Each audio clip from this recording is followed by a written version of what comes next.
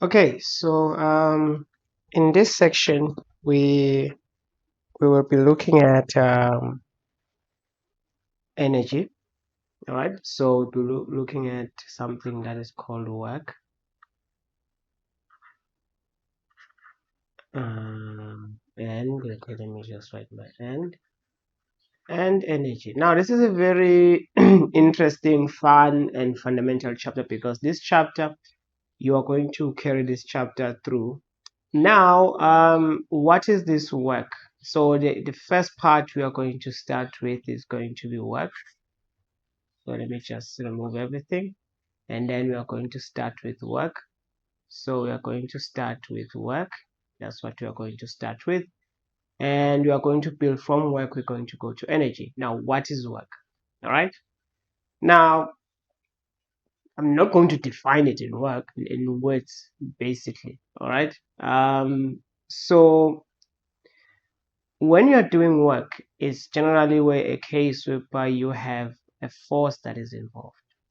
So whenever a force is involved, and then that force allows you to actually do work. Now, of course, we have different types of forces. I'm going to talk about those forces. So I'm going to start by looking at work done by a constant force. So let me say I have an object, and this object has a mass m. Then what I do here is I apply a force. Let me say I push it or I pull it. Let's just go with pulling. All right. Let me just say I pull it. Okay. Now the question is, what will happen to this object? Now we know from experience that if I'm applying a constant force F, now this is for constant force. I'm going to talk about variable forces later on. After some time, this object will find itself somewhere here after some time.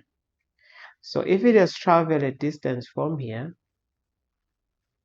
to here, I will call that distance delta x.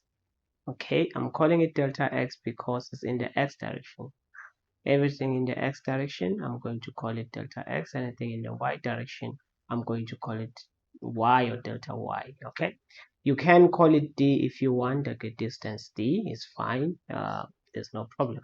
All right, so after some time, of course, if you continue applying the force, but let's assume that you stop applying the force there.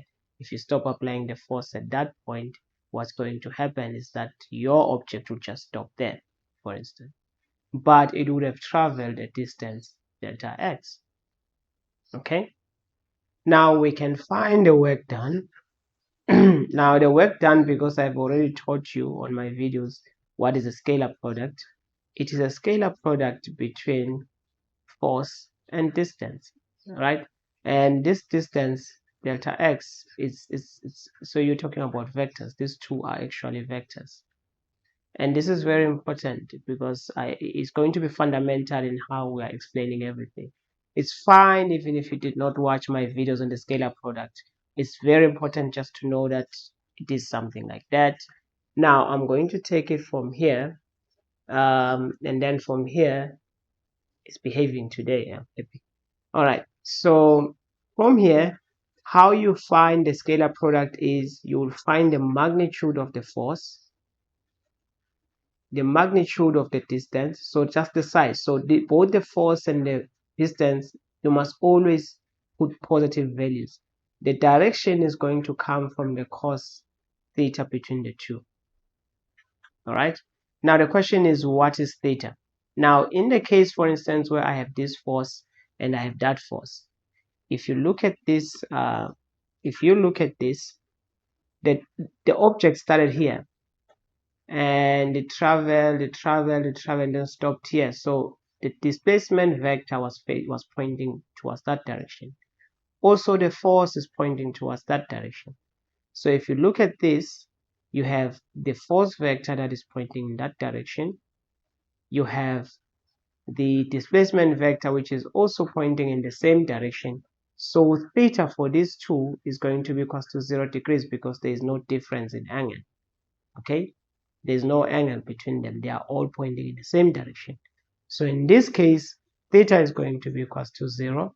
So my work done for this case is going to be F delta x. Some of you, if you have called this distance d, say for instance in metric or high school they like calling it FT. This is where FT is coming from. It is not true for all cases, right? It doesn't mean that work is equal to force multiplied by distance. That is not true.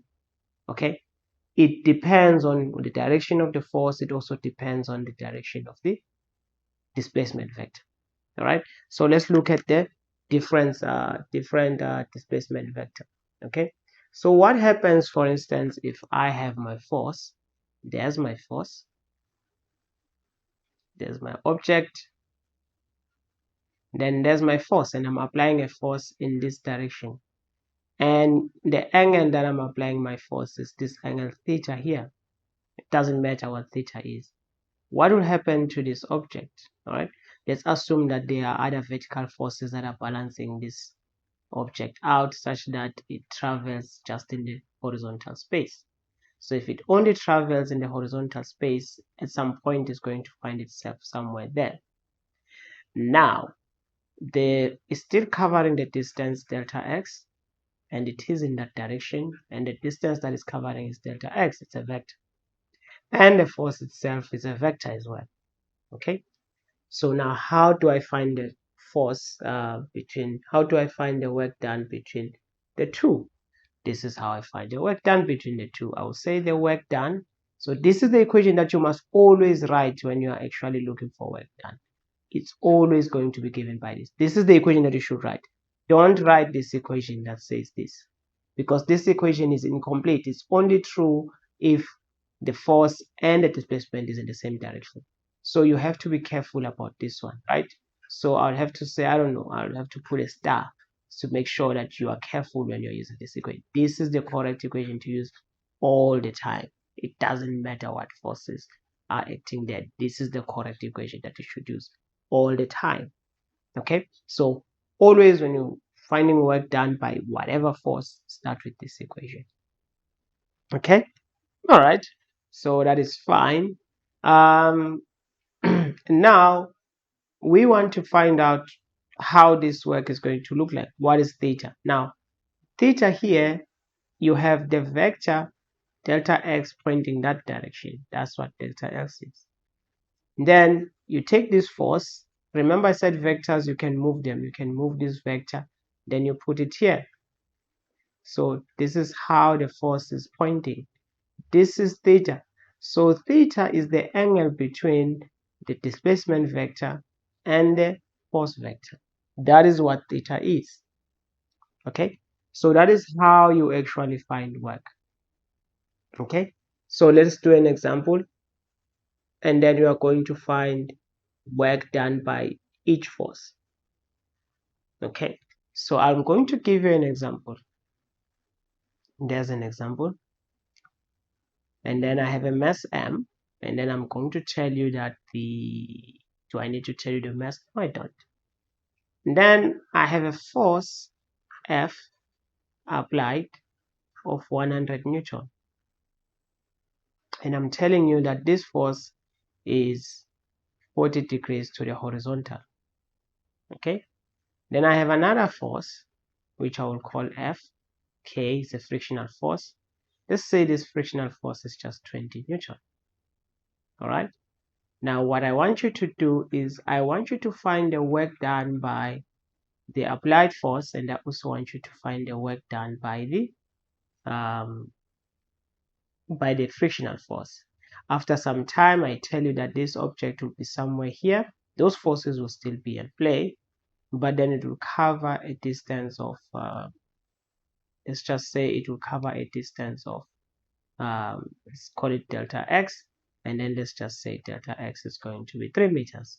Okay, so I want you to find the work done on this object by each force.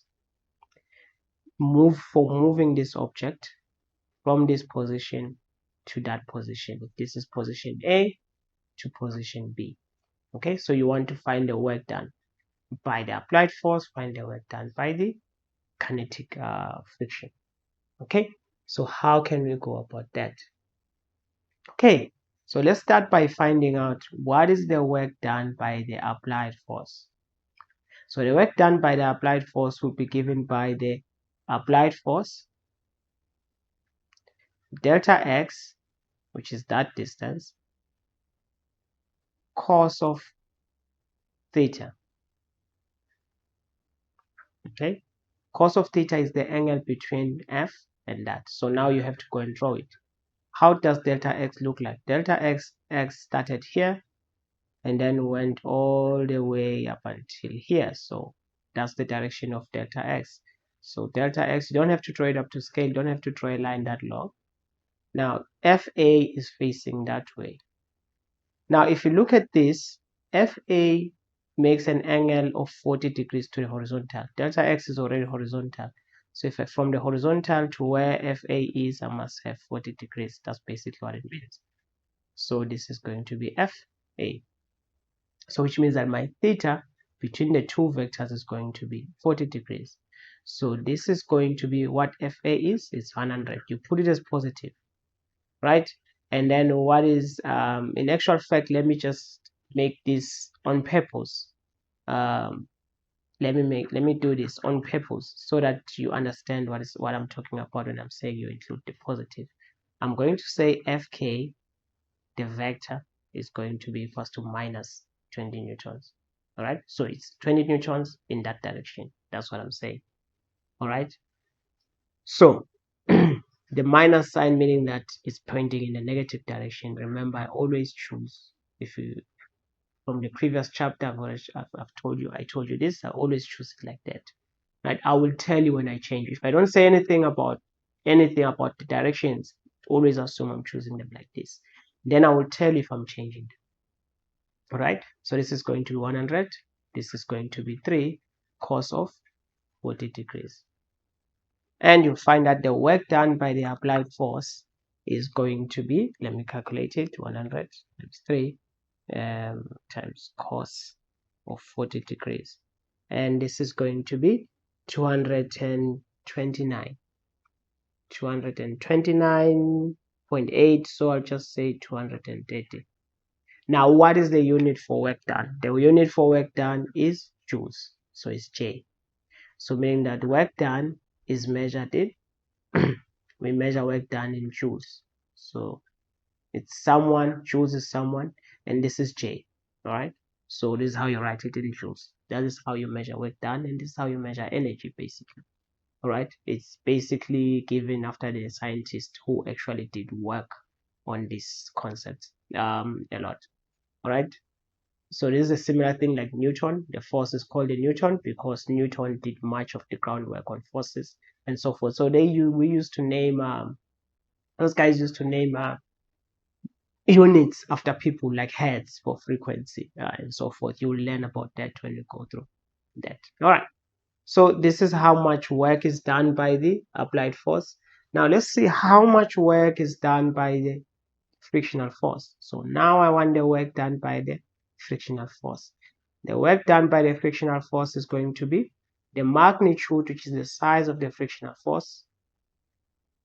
The distance is always the distance of the object. The object moved from here to here, so you're always going to put delta x. Cos of the angle between the two. Now draw the vectors. Now how does the vectors look like? All right, I know that my fk is going to face that way. I know it. That's where my fk is going to face. All right, but let me use another color, but my delta x is facing that way. That's what my delta x is facing, and you can see that the angle between the two vectors is going to be 180 degrees. Okay, so this is going to be whatever fk is. So in this case, my fk, you see I have it as negative here. I don't put the negative. The negative was just telling me that it's pointing in that direction. I always put the positive value here. So it's going to be 20, and then this is going to be 3 because that's delta x, cos of whatever the angle between the two, which is 180. Right now, which means that my work done by the kinetic friction is going to be, now cos of 108 is always going to be minus 1. So this is always going to look like 20 and then 3, and then this is minus 1. So this is just minus 60 joules. Okay, so this is how this thing is going to be. All right, So this is how you find work done by a force. Now I'm going to do something else. I am going to add on this problem, I am going to add the force of gravity, and I'm also going to add the normal force. All right. Okay. So I am going to add the force of gravity. Okay. I don't know why it's doing that. So I am going to add the force of gravity, sorry, the normal force, and I'm going to give the normal force 90, 98 Newton. And I am also going to give the force of gravity, sorry, this is the normal force. The force of gravity, I'll also call it 98 Newton. All right. Of course, this is not going to balance this. In reality, it's not going to work out like this because there's going to be a vertical component that I need to cancel. All right. Maybe let me just put that FG to something else. Let me see. I'm lazy to calculate it now so that it makes physics sense. Okay. So in reality, if I wanted to balance that, let me just do it quickly, and then this is going to be sine of 40, and then so that at least I give you values, it's going to be 64 plus 98. So my weight, in order for it to balance everything, then my weight has to be, in order for it to actually just move horizontally, my FG has to be 162 newtons.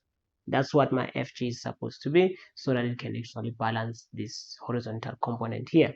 Okay, so now I want you to find me the work done by that. So let me just erase this. Okay, now all right, so let me just replace what I had already messed up here, and I said this is going to be the distance. All right. Okay, since I started in the front and front, I must end in the front here. And then okay, so if you start tracking the front, you must always end the front. If you track the middle, you must end it in the middle. If you track the back side, you must start at the back side, end at the back side. That's how you measure the distance so that you are consistent. All right, so this is going to be FG. It's fine, I'll use this color. Now I want the work done by the force of, by the normal force. How does the normal force look like? The normal force looks like that. That's what the normal force is. And then how does delta x look like? Delta x is always going that way. All right, you can see that the angle between these two is 90 degrees. So the work done by the normal force is going to be equals to the normal force multiplied by delta x, and then multiplied by cos of whatever angle is between the two vectors. So in this case, this is going to be 98, 3 meters, cos of 90 degrees. Now the cos of 90 degrees is 0, so this is going to be 0 joules. So what about the work done by gravity? Gravity is pointing this way, Fg, and then you have delta x going that way. Delta x going that way. These are vectors. Let me put vectors. And then this is 90 degrees. Again here, work done by gravity is going to be the force of gravity, delta x, force of theta. When you do this, this is going to be 162, this is going to be 3, and then this is going to be cos of 90, and you already know that this is going to be 0 joules because cos of 90 is 0. So it turns out that whenever you have a force that is perpendicular to the path, so if I have a path which is the distance, the direction that the distance is going to be covered, that is the path, whatever force is perpendicular to that distance, that force is not going to do any work on the object, right? And this is true because the object is not going up and it's not going down. Otherwise, if these forces were doing work, this object was going to go maybe some distance up. Maybe this object was going to travel like this, or if an object is traveling like this, or if an object is traveling like this, or if an object is traveling like this, then these forces will be doing work. But in cases whereby the object is just traveling like this, or the distance is like that, then these perpendicular forces up and down forces are not doing any work. So this is how you can actually understand this. Okay, now and then I will now introduce another concept, which is the net work done. So we can find the network, force net, work net, sorry, the net work that is done. So this is work that is done by a number of forces. So if I have a system and this system has a force F1, it has a force F2, it has a force F3, it has a force F4. So it doesn't matter how many forces. So the net work is going to be work done by all the forces. So you sum all the work that is done by all the forces, you're going to find that, which means that this is going to be work done by force 1, work done by force 2, work done by force 3, work done by force 4. If there are additional forces, you'll continue blah blah blah blah blah. All right, that is how you find the net work that is done. Okay, so for this one, for instance, the one that we found on top, we found that the network that was done by the applied force was given by, it was 100 multiplied by 3 multiplied by cos of 40, because I don't have it anymore. So we found that this force, the applied force, did 330 joules. Then we found that the work done by the frictional force was 60 joules. Then we found that the work done by the normal force was 0 joules. We found that the work done by the gravity force was 0 joules. So if you wanted to find the work net done by all of these forces to move the object from one place to another, it was going to be work done by the applied force, work done by the work done by the frictional force, work done by the normal force, and then work done by the gravitational force. All right, and then you're just going to add. It's going to be 330 plus 60. Now this one is going to be minus. I'm going to explain what the minus means now after this section.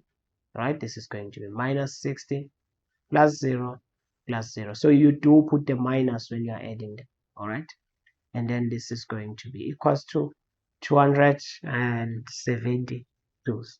All right, so this is how your net work is going to be done. All right, now now I need to explain what is happening when I get positive work and what is happening when I get negative work. All right, so I'm going to use the same example that I've used.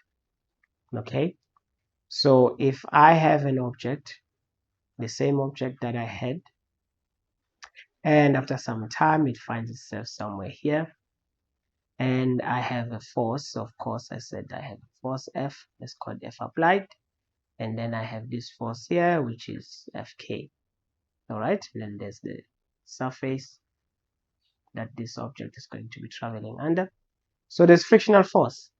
Now when we calculated the applied force, we found that the applied force is doing positive work. We said that this is going to be 40 degrees.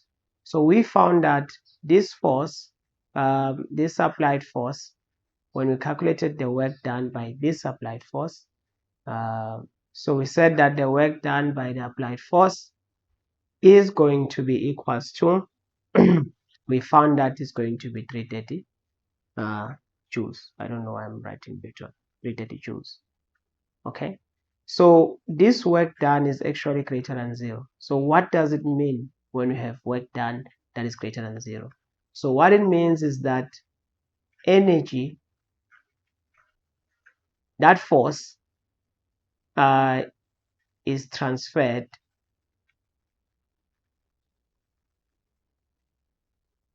think you have it transferred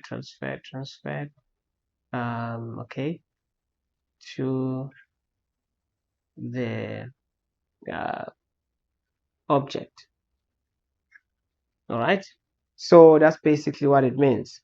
All right, so it means that I am actually transferring energy to the object. All right, so this is what it means when we actually say that we have positive work. Okay, all right, So this is what it means when we have when you move energy from one object to another object. All right. Now we found that the kinetic energy, actually we have a negative work, which is negative 60 joules. Now what does this negative mean? When we have work done and is less than 0, it means that energy is lost. So this force is actually throwing energy out of the object, right? So this is basically energy lost by the object due to that force. All right, due to that force. All right, so whenever negative work is done, right, so whenever positive work is done, work is actually energy is being transferred to the object. Whenever negative work is done, that force is actually taking out the energy from the object. And so this is very important that you understand how these two actually work. All right, now I am going to talk about something that is also very important. Okay, everything here is very important. So I'll keep saying very important, very important. Everything is very important here. Okay, all right, that's fine. So now you're going to use the same example. Okay, now I have this object with mass m, and this object started moving from here because of this applied force. Of course, there is this kinetic energy, there's this kinetic friction, but after some time it found itself somewhere there. Whether it stops, let's just assume that it doesn't stop, we're continuing. All right, but after some time it has covered a particular distance, delta x. All right, so we can always find out how much work is done from here to here, how much work is done from here to here if you wanted to. We can track this wherever we want. So when it was here, it had a speed of v0. If it was from rest, it would be 0. But then when it's here, it has a different speed because there's an applied force, which means that this object is accelerating. Why is this object accelerating? Because if I have net work done, it means that I have a net force that is not 0. Because work net, you can also calculate work net by saying it is the force net multiplied by distance, then the angle between the force net and that. You can actually find it using this equation if you wanted to. So which means that if F net is 0, then no work would be done. But then if F net is there, whether it's positive or negative, if F net is negative, the object will go that way. If F net is positive, the object will accelerate that way. Remember, if there is F net, then it means that there is acceleration. So that is why I know that since there is some force work net done, if you look at this, we did find work net, right? We found that there is work net, and the work net that was done is actually equals to 270. All right, and in this case I know that my work net is going to be facing in that direction because my object is moving in that direction, so my acceleration is going to be facing in that direction. So I can find work net if I wanted to. The force net on this one is just going to be given by work net divided by delta x. I'm getting it from this equation that says work net is equals to force net delta x cos of theta, and I'm saying that cos of theta is 0 between the two because F net is that way, delta x is that way. So which means that my F net is going to be F net, I don't know it. Delta x, yes, I know it, but this is cos of 0, which is 1. So I have an equation that looks like this. If I solve for F net, I'm going to find this, and this is just 270 divided by 3. 270 divided by 3. Okay, then my force net, I think, is going to be 90 Newton. So there is a net force there. All right, now if there is a net force, there is acceleration, and there's going to be acceleration. So which means that my object is going to actually move from here to here. But now an interesting thing is that when we actually do some calculations, which I'm not going to do, I'm only going to do derivations and everything else when I'm actually teaching the calculus-based physics. When I'm going to be using calculus, then I'll also derive equations and show you everything where it's coming. It will be more mathematical. This one, I'm focusing more on principles and concepts, right? That's my focus here. So you'll find that actually somewhere here, let me move this. Somewhere here, you'll find that there will be some energy that this object is going to have when it's here. And that energy is called the kinetic energy. Some people call it translational kinetic energy because it's translating from this position to that position, right? It's going to be the translational kinetic energy. And that kinetic energy is going to be half mv0, the speed at that point, squared. And since also here, it doesn't matter whether if it's zero, if the speed is zero, then the kinetic energy is zero, meaning that it doesn't have an energy that is actually allowing it to move at that point, meaning that energy is coming from something else, right? That is what is going to make it move. At this point, for instance, if it is moving, it means that even if you were to take out all the forces, it will continue moving on its own because it has some energy K. So this would be K0, for instance, at this point, let's call it K1. And then this is going to be half mv1 squared. So you use whatever the velocity at that point is to find the kinetic energy at that point. So it means that since I have the kinetic energy at this point and I have the kinetic energy at this point, I can actually find the change in kinetic energy. And it turns out that the change in kinetic energy is always going to be the final kinetic energy minus the initial kinetic energy. Now, in this case, what is the final kinetic energy? The change in kinetic energy for this case, not for all cases, for this case. The final for this case is K1. The initial is going to be K0. Okay? So this one, it will be given by half. The final will be half. Whatever the final velocity is at that point, minus half m, the initial velocity is at that point. For the case that I'm dealing with, whereby I have K1 and K2, the final velocity will be half mv1 squared minus half mv0 squared. So I hope you can understand this is going to give you the same thing. So if, for instance, you were told whatever speeds, like maybe they tell you this is 20, this is 30, then you could just substitute that and they give you the mass, you could actually just substitute.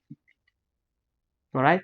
Now, the most important equation, this is very important, this equation, I'm going to put a box on it, is that you can actually relate the work done on an object with this kinetic energy. Now, you have to be careful now. The work done is going to be equals to the change in kinetic energy. Now, what work done? Remember, when we had an object, there was work done by the applied force. There was work done by the frictional force. There was work done by the normal force. There was work done by the gravitational force. Now, which work done is going to be equal to the change in kinetic energy? The net work done. And this is very important. I'm going to highlight it with a red box. This is very important that you don't misunderstand this. You can't say work done by an applied force is going to be a change in kinetic energy. This is wrong. You can't say work done by kinetic friction is going to be a change in. This is also incorrect. The net work done is going to be equal to the change in kinetic energy. And that is very much important that you understand that. And you actually work with it in that way. All right. Okay, so this is good. And this is good. This is very good. I think we are progressing. Now, this one is actually known as the work energy theorem. So whenever they say a question says we use work energy theorem, they want you to use this relation. So you'll find that sometimes they will give you a question that you can actually solve using equations of motion. If you don't know what equations of motions are, go and watch my videos. I have a full chapter on the equations of motion. It's already uploaded. All right. Now they will say that use the work energy. So you find that you are given a problem that you can solve with that you can actually solve with um, equations of motion. But now you find that you are actually forced to actually solve whatever problem that you have using the work energy theorem, which basically relates work and energy. That is what the work energy theorem is actually doing. All right. So this is very much important that you understand this, and it's very much important that you know how to solve these equations like this. All right. So this is basically the work energy theorem. In actual fact, is normally also called, I think this is the more correct version I should use. I'll call it the work energy. Yes, I'll call it the work energy principle. Uh, work energy principle. Okay, sometimes they'll say use the work energy relations, use the work energy principle. So it's more or less the same thing. They mean the same thing. They mean use this equation.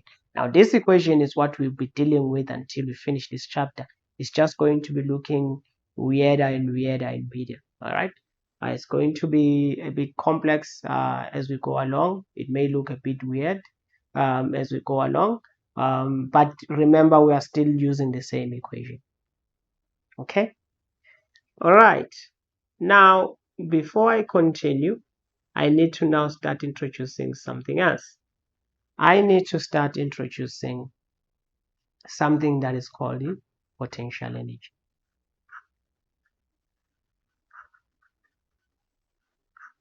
Potential energy. So what is this potential energy? All right. Now, in order for me to actually introduce this concept of potential, now the potential energy, we have different types of potential energy. We have gravitational potential energy. We have elastic potential energy, which we're going to cover in this chapter. We have the electrical potential energy, right? So we have different types of potential energies. So in this chapter, I'm going to look at gravitational potential energy for now. Gravitational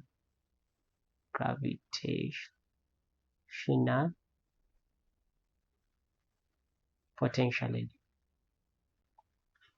My writing is bad, guys. Please forgive me. I'm left-handed. That's my excuse. All right.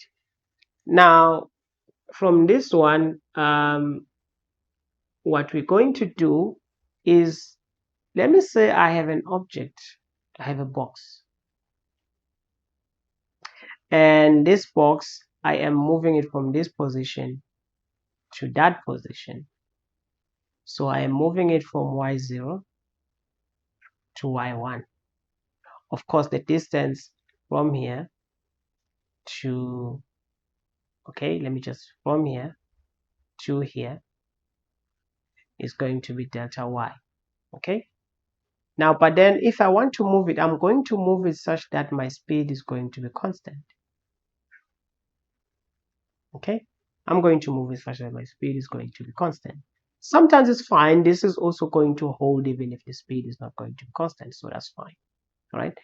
In order to do that, what I'm going to do is I am actually going to apply a force on it. So I am going to apply force.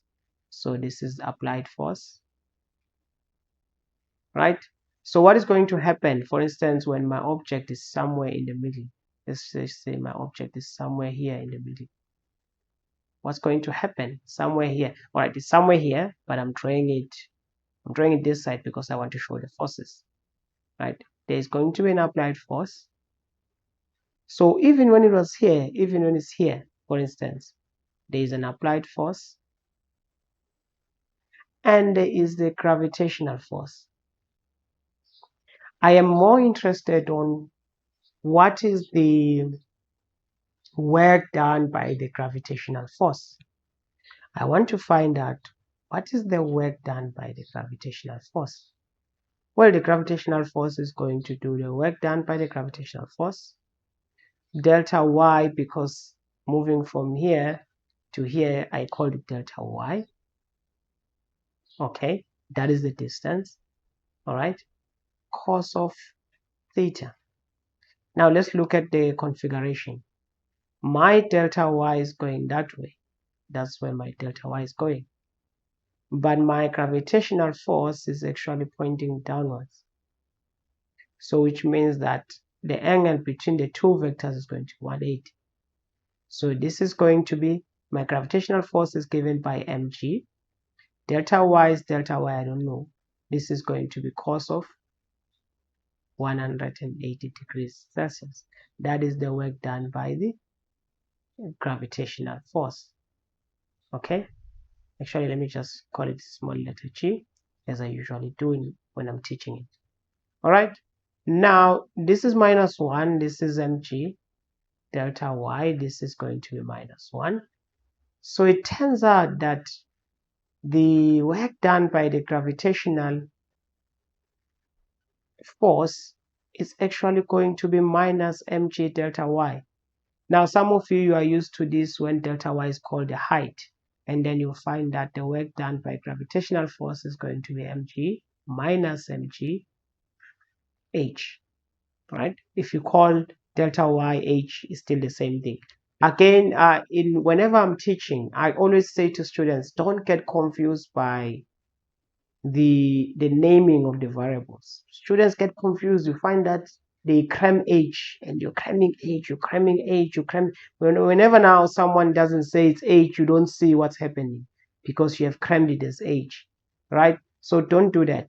That's why I normally teach it like just y0, y1, delta y, because in that case you understand it's in the vertical. When you say y1, you're talking at that point. When you're saying that, you're talking at that point. All right. Now, this is very important because now this actually allows us to define potential energy. So I can find potential energy, I'll call it EP, of an object, provided that an object is at a certain height. Even if it's not at a certain height, it does have a potential energy, it's just that it's zero. The potential energy will be given by mg y at whatever the height I have. So for instance, here the potential energy EP0 is going to be mg y0. Here the potential energy at 1 is going to be mg y1. That's what the potential energy is going to be here at this point. If, for instance, I wanted you can even find the potential energy here in the middle, as long as you know the height, right? As long as you know the distance from the origin to that point, you can find the potential energy anywhere. Of course, here is going to be 0 because this is going to be 0 meters. So when you substitute that, you're going to get the potential energy here below is 0. What does that mean? It means that if you were to leave this object at that point, nothing is going to happen. But if you take an object there and then you remove the applied force, this object will start moving.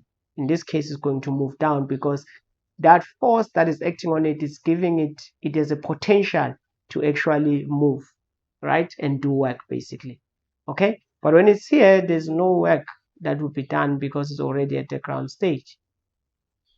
So that's how you can think about it. You can think about it in a way that, okay, if I have an object at a particular position, at a particular height, does it have a potential to do work? That's how you can think about the potential energy.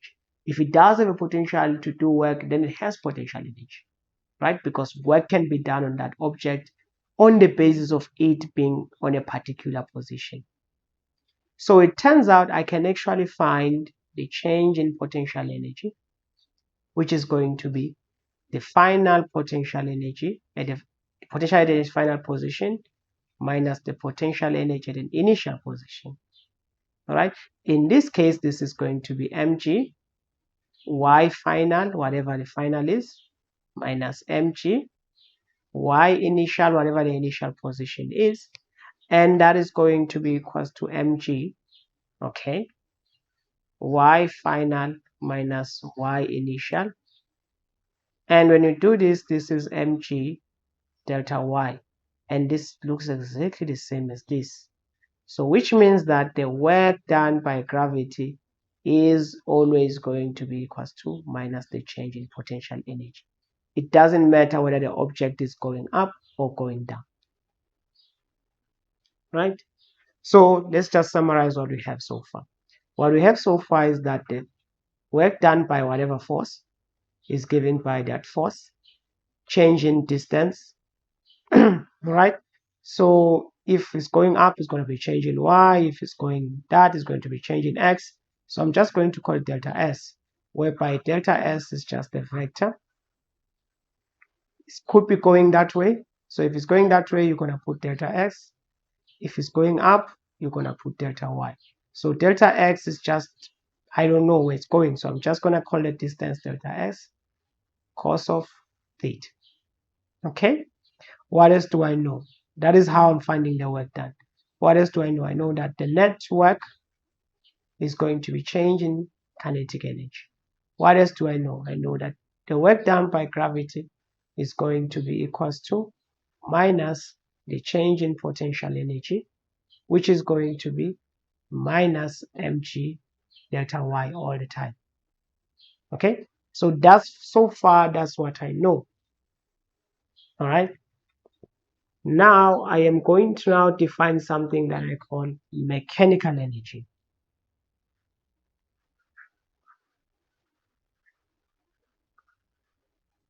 Right, so I'm going to define something that I call mechanical energy, using already what I know, because I have enough to start talking about mechanical energy. All right, now, and then maybe I'm going to do an example on this one. Okay, so let's assume I am throwing a ball. All right, so there's my ball. It starts at this height, and then that height I will call it y0. Let's put it here, y0. Okay, so what happens when you throw a ball? Well, when you throw a ball, it goes up, and then it's going to come down, right? And then it's going to hit. So somewhere here is going to reach a maximum height. Okay, so let's call that height y1, and we know that the speed, if the speed here is v0, the speed here will be v1, and then let's say that the speed here is going to be v2. All right, now in this system what we are doing is we're assuming there is no air friction, so which means that the only force that is acting on this object is going to be the force of gravity. Okay, so that is the only force that is acting on this object, which means that when this object is somewhere here, even though it is still going up in terms of velocity, but it is feeling a force of gravity pulling it downwards. So that's what it means. Even when it's here, to be going down, but it will also be experiencing the force of gravity as well. Okay, so let me do this. It will be experiencing the force of gravity. It will also be going down. Okay, it will also be going down. So both the force of gravity and the directions are going down. So this is what is happening. I'm just throwing up a ball, and then it leaves my hand or whatever with the initial velocity. Then here the velocity is going to be 0 meters per second because it stops here at maximum. All right, and there is no air friction. Now the question is, let's try and analyze what happens in terms of energy when you have a situation like that. Okay, so I'm going to have a ball, starts here. The distance there is going to be y0, which is going to be 0 meters. But I'm going to launch it with some velocity v0. I don't know what that velocity is. I'm not going to give it to you. All right. So the ball is going to go up, go up, go up, go up, go up, and then to reach a maximum height. Right. Let's say that's where it reaches a maximum height. That maximum height will be y1. Okay. And I don't know what that height is. But then I do know that the speed, when it reaches that, it stops. So the speed is going to be 0 meters per second. This is when it reaches the maximum. Okay, so this is good.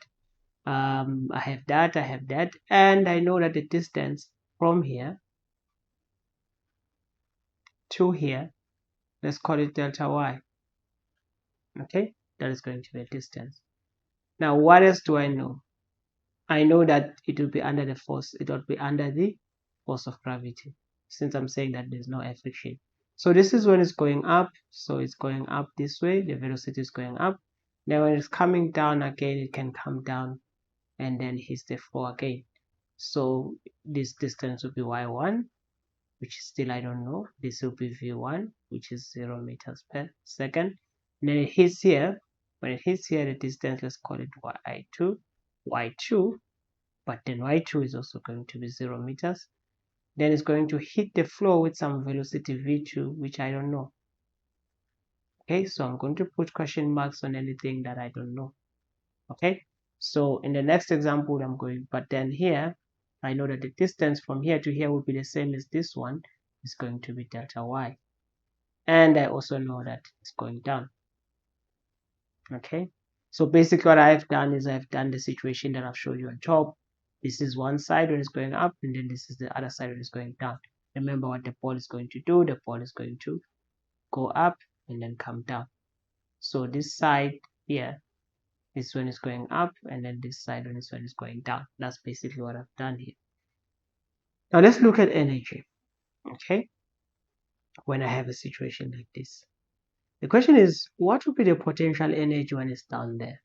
All right, the potential energy when it's down there, it will be EP0 is going to be mg y0. That's going to be the potential energy. All right, and then what would be the kinetic energy there? The kinetic energy at 0 would be half mv0 squared. Okay, so that's good. What would be the potential energy there? The potential energy there would be EP at 1, which is mg y1. What would be the kinetic energy there? Well, the kinetic energy there, which is k1, is going to be half mv1 squared. All right, so I can actually find that. I mean, this EP and whatever the case may be. Okay, now I am not going to consider this side. I'm going to erase it so that I can actually derive a couple of things. All right, similar thing may apply when you're going down. Okay, now if I wanted to calculate the total energy, I will call the total energy E. What would be the total energy here down here? Let's say the total energy at 0. The total energy at 0, it is going to be EP at 0 plus K at 0. What would be the total energy here? Total energy here would be E1. It will be EP at 1 plus K1. Now, I'm going to give values to this thing. I already know that this is going to be 0, y0 is 0. Let me just say I am launching my ball at 30 meters per second. All right, so I already know that this is going to be 0. Now, if I do that, let me just quickly calculate what is going to be the height. So my height is going to be 45.9, which means here I am going to have 45.9 meters. All right, so I'm giving you values. So let's calculate everything now. Okay, now let's calculate E0. E0 is going to be given by mg y0 plus half mv0 squared. And what is that? This is going to be m. All right, so let's just say that this ball is, let's just say m is going to be 1.5 kg. All right, so this ball is going to 1.5 kg. So this is going to be 1.5, which is a very heavy ball. And then this is going to be 9.8 multiplied by 0 plus half 1.5, and then this is going to be 30 squared. All right, so my total energy is going to be equals to 0.5 multiplied by 1.5 multiplied by 30 squared, which is 675 joules. 675 joules. Okay, so that's my total energy below. What about my total energy on top? This is going to be mg y1, which is this one, plus half mv1 squared. This is 1.5, 9.8 you don't put the negative 9.8, you put a positive 9.8 here. So it's not like the equations of motion. And then this is y1 we said is going to be 45.9. And then this is going to be half 1.5. And then this is going to be 0 squared. All right.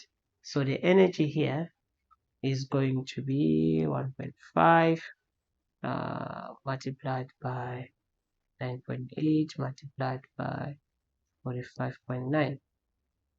And this is also 675 joules. So it turns out that E1, as you can see here, it turns out that E1, the total energy below, is the same as the total energy above. So I'm going to call this energy E. Okay, so this is basically how energy is conserved, to say that when I have energy below, all right, below all my energy is kinetic energy and there is no potential energy. When the object actually starts moving up, the kinetic energy is now being lost. It is being converted to potential energy because, for instance, when my object is here, it is now at a certain height. So which means that there is going to be a potential energy. When the object is here, the potential energy is higher, then my kinetic energy is lower now because I'm losing more kinetic energy because my object is slowing down. Remember, as it's going up, it is slowing down, meaning that it is losing kinetic energy. When it's here, the kinetic energy is 0, but the potential energy is maximum here, at maximum point here. Okay, so you can see that here, basically in this system, the energy, the total energy remains the same.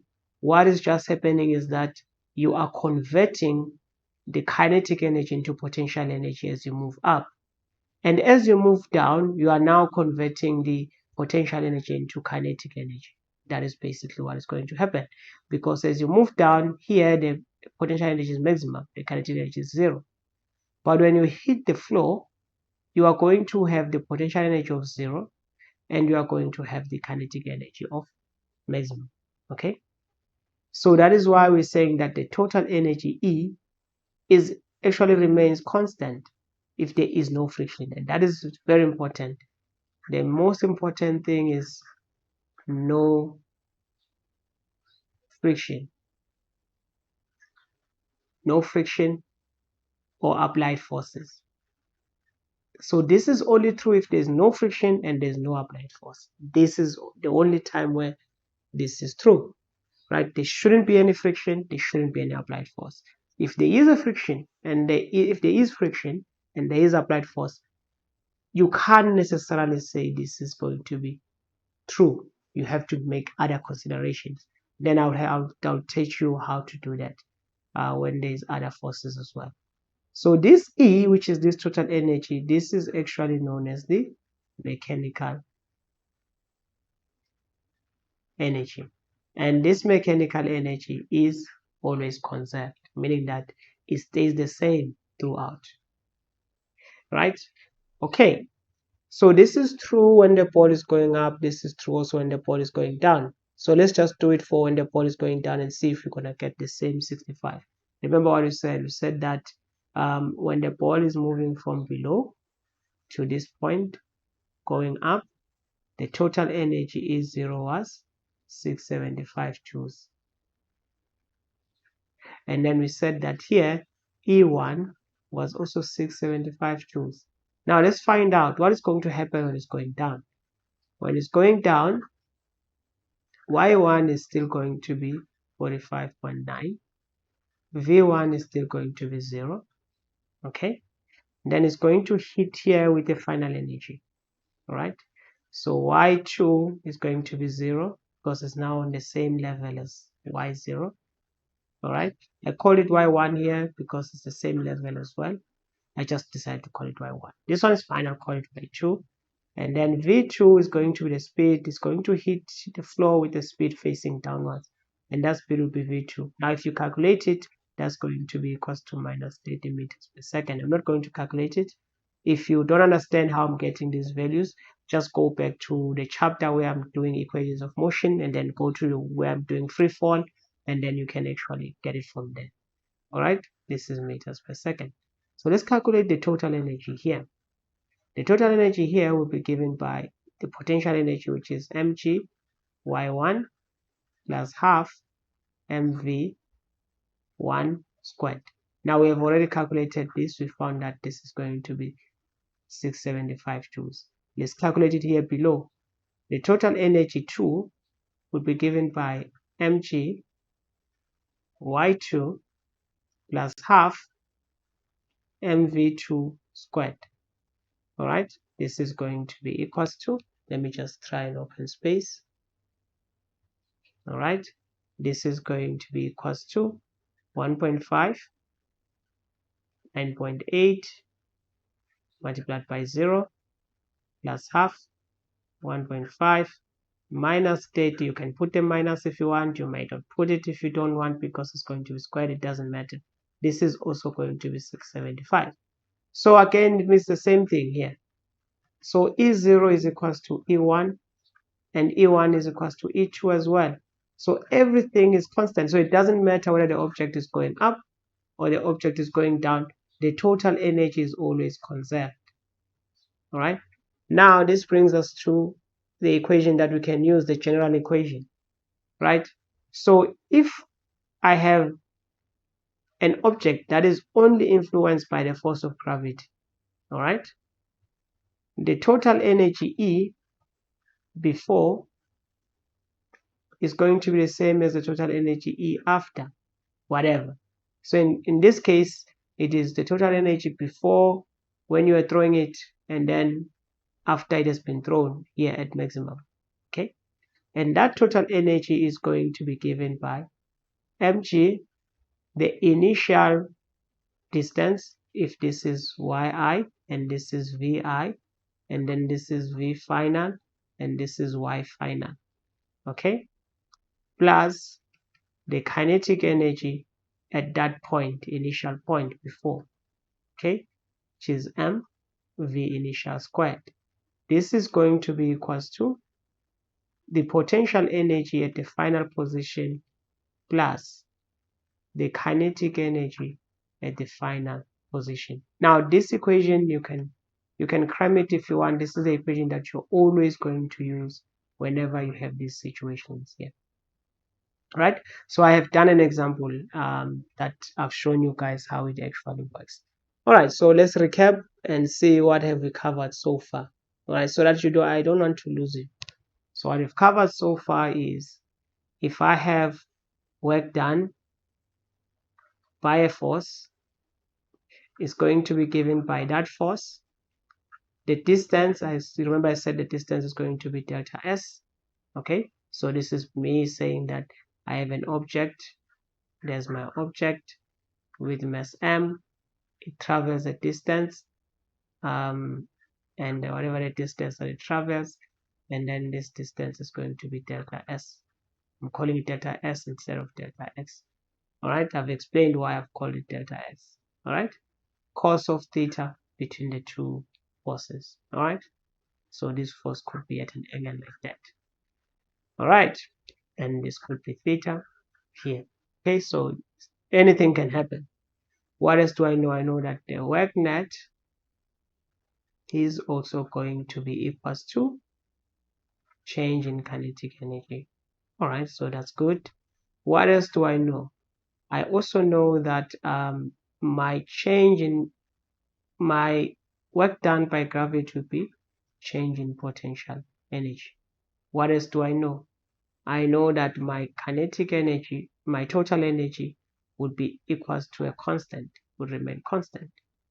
So what that means is that my mg initial plus half mv initial squared is going to be mg y final plus half mv final squared. That's what I know. Now let's just try and see if we can actually combine the two. All right, let's look at a situation whereby I'm throwing this ball. There, I'm throwing this ball up. It reaches the maximum height somewhere here. Now the question is, what are the forces that are acting on this ball as it is going up like this? All right, so what forces are they working? All right, so in this ball, I'm just drawing, the only force that is acting on this ball is the force of gravity.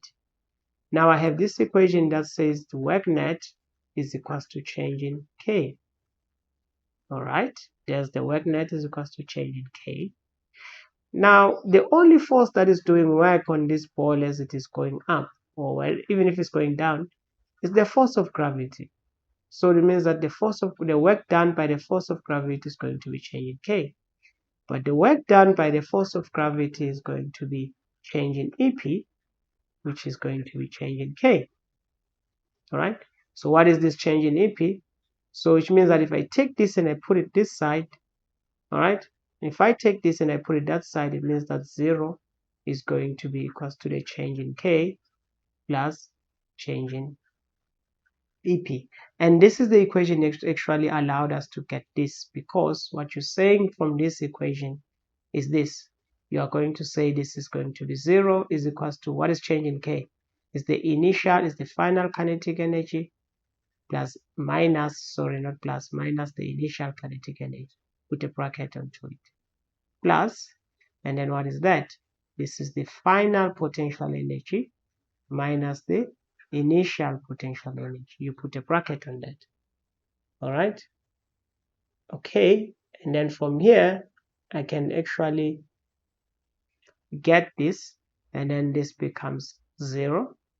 This is equals to half mv final squared minus half mv initial squared. And then you can put a bracket or not, it's up to you. Plus this one is going to be mg final minus this one, because it's going to be, okay, put a bracket. Then this is going to be minus mg y initial. So you can see that the initials are negative, so I can take this initial, put it this side, take this initial, put it this side. If I take this initial, I put it this side, it becomes positive. It becomes half mv initial squared. If I take this one, also put it this side of the equal sign, I move it all the way around, and then it comes here, it becomes plus. It was minus here. This plus multiplied by minus is going to be minus. That minus taking it to the other side is going to be plus mg y initial. This is going to be half mv final squared plus mg y final. And this is where I'm getting this equation that I showed you guys there. So these two equations, you can see that these two equations are the same. And they are both coming from the fact that if I have no friction, I am actually going to have a situation whereby the mechanical energy is going to be constant. Okay? All right. So this is the most important equation. Another way you can actually use this equation, you can have it as 0 is equals to change in kinetic energy plus change in potential energy. This is only true if there is no friction and there is no applied forces. So like tension, applied force, friction, all of those forces. And I'm going to get to why it's very important that we actually we visualize them like that. All right, so this is what we have so far, and this is what we've covered, and this is how I can actually summarize everything. All right, so I've already used this on an example, so now you have an idea how you can actually use this as an example. So all along what I've been doing is I've been doing F. For instance, I've looked at what happens if I'm applying Fg, and if you check, Fg is constant.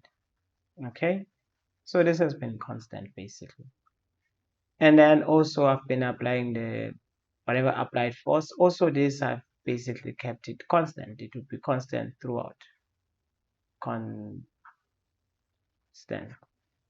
All right, to be constant throughout. Now the question is, what happens if I have a force, but this force is actually varying? What's going to happen? Now one case that we can consider when we're talking about varying forces is the force due to a spring. All right, so we all know a spring, so something like this, and then you have a spring, Then you can compress it and you can basically extend it. For instance, you can stretch it and then it becomes longer. So you could apply, so you could put a mass here. Let's just put a mass that you're going to track. It's easier when you put a mass. All right. You could also compress a spring and then you just push it and then it's somewhere here. So we're tracking the mass. All right. So when it's here, this is the original position, and then this position is just 0 meters. That's the original position. So we can have a line like this. Then when it's here, you have stretched it. And then when you have stretched it, and then this basically becomes x. Let's just say x final, x1, let's call it x1. So this would be x0. You could also compress it such that it comes to this point, and then this becomes x2 if you want. Okay. Now we can actually find this force. There's a guy by the name of Fuchs, he's English. He actually did experiments on this. And then what he found is that if you apply a force, so if I have a spring, there's my spring. Let me just have my mass M here. If I apply a force on this M, okay, what will happen to the spring is, okay, to start from position x0, which is going to be 0 meters. If I apply a force on this spring is going to stretch. Now let me say that this spring is going to stretch by a certain distance, somewhere here, it ends up somewhere here. Let's check the front, somewhere here. So this is x0 and then this is x1. So what you could find is you could find this delta x here. So what I found is that, well, when you are applying a force this way, this is the force that you're applying, right? The spring doesn't want to be here. So what the spring does, it also applies a force in the opposite direction that actually counters the force that you applied. What they found out is that the force that the spring is going to apply is going to be in the opposite direction but has the same magnitude as the force that you applied. So if I apply 2 Newton in this direction, the spring is going to apply 2 Newton in the opposite direction. That's basically what it means. Then he found out, well, if I actually stretch it, I can find the force because I know the force, I know the distance. I can actually find the force, and that force is given by, the force that I will apply is going to be given by k delta x. And this k here is actually something that we call a spring constant. So it depends. Some spring, for instance, they are easy to stretch. So basically they are not very stiff. Some springs are very hard to stretch. And so we say that those springs are very stiff. So this is the spring constant. Okay. So you could think of it like it's a proportionality constant because some of you may have done or will do experiments on this. You find that if you apply a force, right, you basically apply a force and you change distance. If this is delta x and then this is the applied force, you change distance, you check what force have you applied, you'll find that it's going to be a linear graph like this. Okay, so this force that you apply, if you want to find out what is the actual force that the spring is going to apply, because the spring always wants to come back to equilibrium, all right, so you'll find that the spring force, that is force that the spring is going to apply. This is the force that you feel in your hand. For instance, when you pull a spring, you feel that there's something that is pulling you back, right? So that is this, because the spring doesn't want to be there. It wants to go to the equilibrium position. We are going to come back and talk about this when you're doing oscillations as well. We're going to talk about this similar thinking when we are also doing elasticity. All right. So we find that the spring is going to be minus. Remember, the minus is because, remember I said that the spring applies a force opposite the applied force. All right. So this is going to be delta x. Now this law basically here, this is known as Hooke's law. All right. So this is the famous Hooke's law. That's what basically you know. So let's just look at different cases just to clarify everything. So I said if I have a spring and then you basically stretch the spring, there's your x0. And then you basically apply force in that direction. What you're going to do is you're going to stretch it. Then when you stretch it, there's your force applied. There's your force applied. Then I said that the spring is going to actually apply force in that direction because it wants to come back to this position. Remember, it always wants to come back to x0. That is why it's applying that type of a force. That is called the restoring force. It's also known as the restoring force. Okay. Then for instance, I could have a spring, I could compress it. I mean, remember, this is my original position, meaning that I could apply force that way. What happens if I apply force that way? The spring is going to apply force that way. This is the applied force. Remember why? Because the spring always wants to come back to this position, the original position. All right. So that is why all the time your Fs is always going to be minus K delta X. Okay. So this force here, Fs, which is the spring force, this is minus K delta X. I can actually write this force as minus Kx. And the reason why I can do that is because I will always take my x0 to be 0, which means that my delta x is going to be x final minus x0, which is going to be x minus 0, which is going to be x. So where I see delta x, I could put x. All right. And indeed, I mean, this is changing, so I can draw my graph like this. Right, I can draw my graphs and say I can draw my graph and say this is my graph, and then this is f, and then this is f, and then this is x. All right, then my graph looks like that.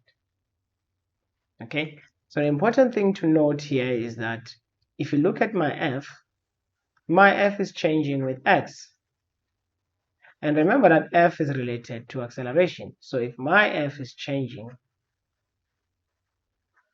then my acceleration is also changing.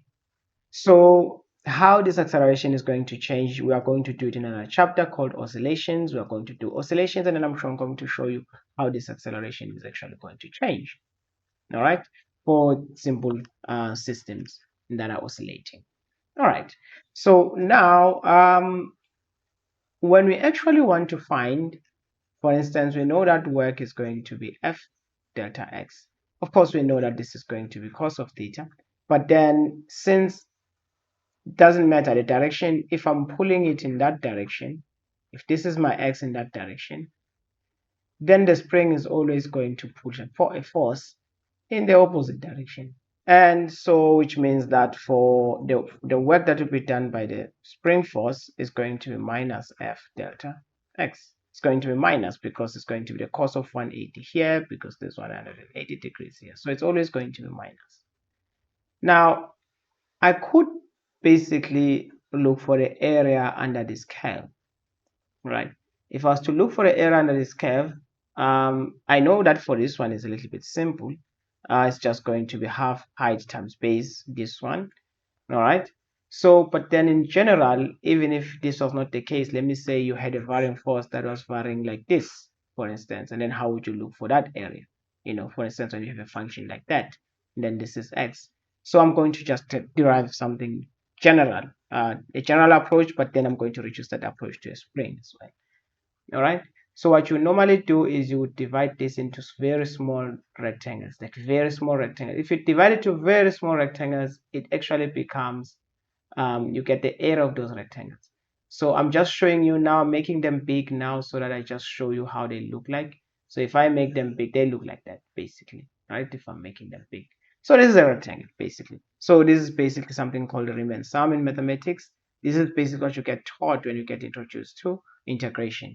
So which means that if I take this distance as delta xi, then I take this force, whatever the force, depending on where I am, as fi. It means that I can find the area of each and every rectangle. So each rectangle is going to have an area fi corresponding to whatever value. For instance, here the force will be this, and then delta. Now normally the delta i's are going to be the same. Then the forces, you can see they are changing, right? And then here the force is something else. So hence I'm changing the force. I'm saying it's a force depending on the point, right? Like force 1, 2, 3 up to infinity, depending on the number of rectangles that you have, basically. Then this is going to be delta xi. But now you can see that this f multiplied by delta x is very much similar to this. So this is basically work. So if I can find the total area, is going to, I have to sum up all these forces with xi. All right. Then we are saying that, well, but then this area is the same as work. So if I have to find the work, I'll have to sum up all of that. Then I'll find the work done by basically this force. All right. But then this sum is actually something in mathematics known as integration. And I can integrate from a certain point, which is going to be x0, to x, which is the final point, and then this is going to be given by x, right? Now, since this is for a spring, I'm going to do minus f. This is going to be dx, basically. All right. Now, for a spring, basically, we know that this is going to be equals to kx. All right. Or you could put minus kx here, but I already put the minus, so I'm not going to put the minus inside, and then dx. All right. So the k is going to come out. Don't worry if you don't understand what I'm doing. Don't worry. I'm just, some of you understand, some of you don't understand. It's fine. All right. So this is minus kx, and then you just from x0 to x, and then basically you have this x dx. This is the simplest integration that you can ever do, and then basically this becomes work just becomes this one and a constant, and then basically work becomes half, and then k. All right. And then it's going to go from x minus x0. So basically this is going to be squared. All right. So this is going to be half k delta x squared minus, sorry, there's a minus. So work done is going to be equals to that. And remember, we said where we see delta x, we can actually just put x because we're starting from 0. So this is the same as starting from 0. So this is simply becomes half, all right, k x squared. All right. Another way you could think about this is you are starting from 0. Okay. So you're starting from 0, and then you're actually integrating to some distance x. So no, you're not integrating to some distance x. Remember, we said that your x0 is going to be 0, and then you have your position x here. All right. So when you want to find the force, so you would say that, okay, fine, my force is going to be equals to that. So instead of, since your force is varying, you could actually look for the average, and the average is going to be half, which is 0, because this is going to be k multiplied by 0, which is going to be 0. Then this one is going to be k multiplied by x, which is kx, basically, right? So this is going to be 0 divided by kx, all right? This is going to be 0, and then you divide this by kx. All right, so basically you can get the average force, and the average force is just basically half kx. Then if you want your work done is just given by the force. It's going to be minus for a spring multiplied by x, right? Or delta x if you want, but just say multiplied by x. This is going to be minus half kx multiplied by x, which is going to be half kx squared. So you could get it in two ways, but the easiest way I normally just do it is just integrating, because this one is just if you want to get rid of calculus, you don't want to do any calculus with it, then you could just approach it like that. All right, so the most important thing, however, is this, that we have arrived at this basically conclusion that my work done by spring is actually going to be given by a half k minus half k x squared. All right, now remember that the potential, so this is actually this one here, you can actually, it's basically, you can get the elastic potential energy. Remember that work is actually minus whatever the potential energy is. So in this case, since this is the elastic potential energy, I can get that the work is going to be equals to, I'm going to write elastic like that, E. All right, now which means that this is going to be work, and then this is minus, right, and then this is going to be potential, elastic potential. So which means that this sum here is actually going to be the elastic potential, which means that the elastic potential energy is going to be half k x squared. Now these two equations are very important. So when you're looking for work, you put a negative. When you're just looking for a potential energy, you don't put a negative. That's basically the difference between the two. All right. Now this is basically known as the elastic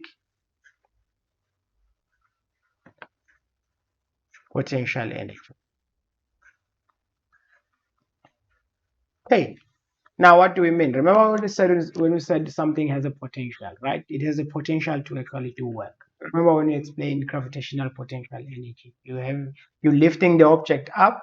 Then, if you were to release it, would there be work done? Yes, gravity is going to do work. It's going to actually pull that, going to push that object down.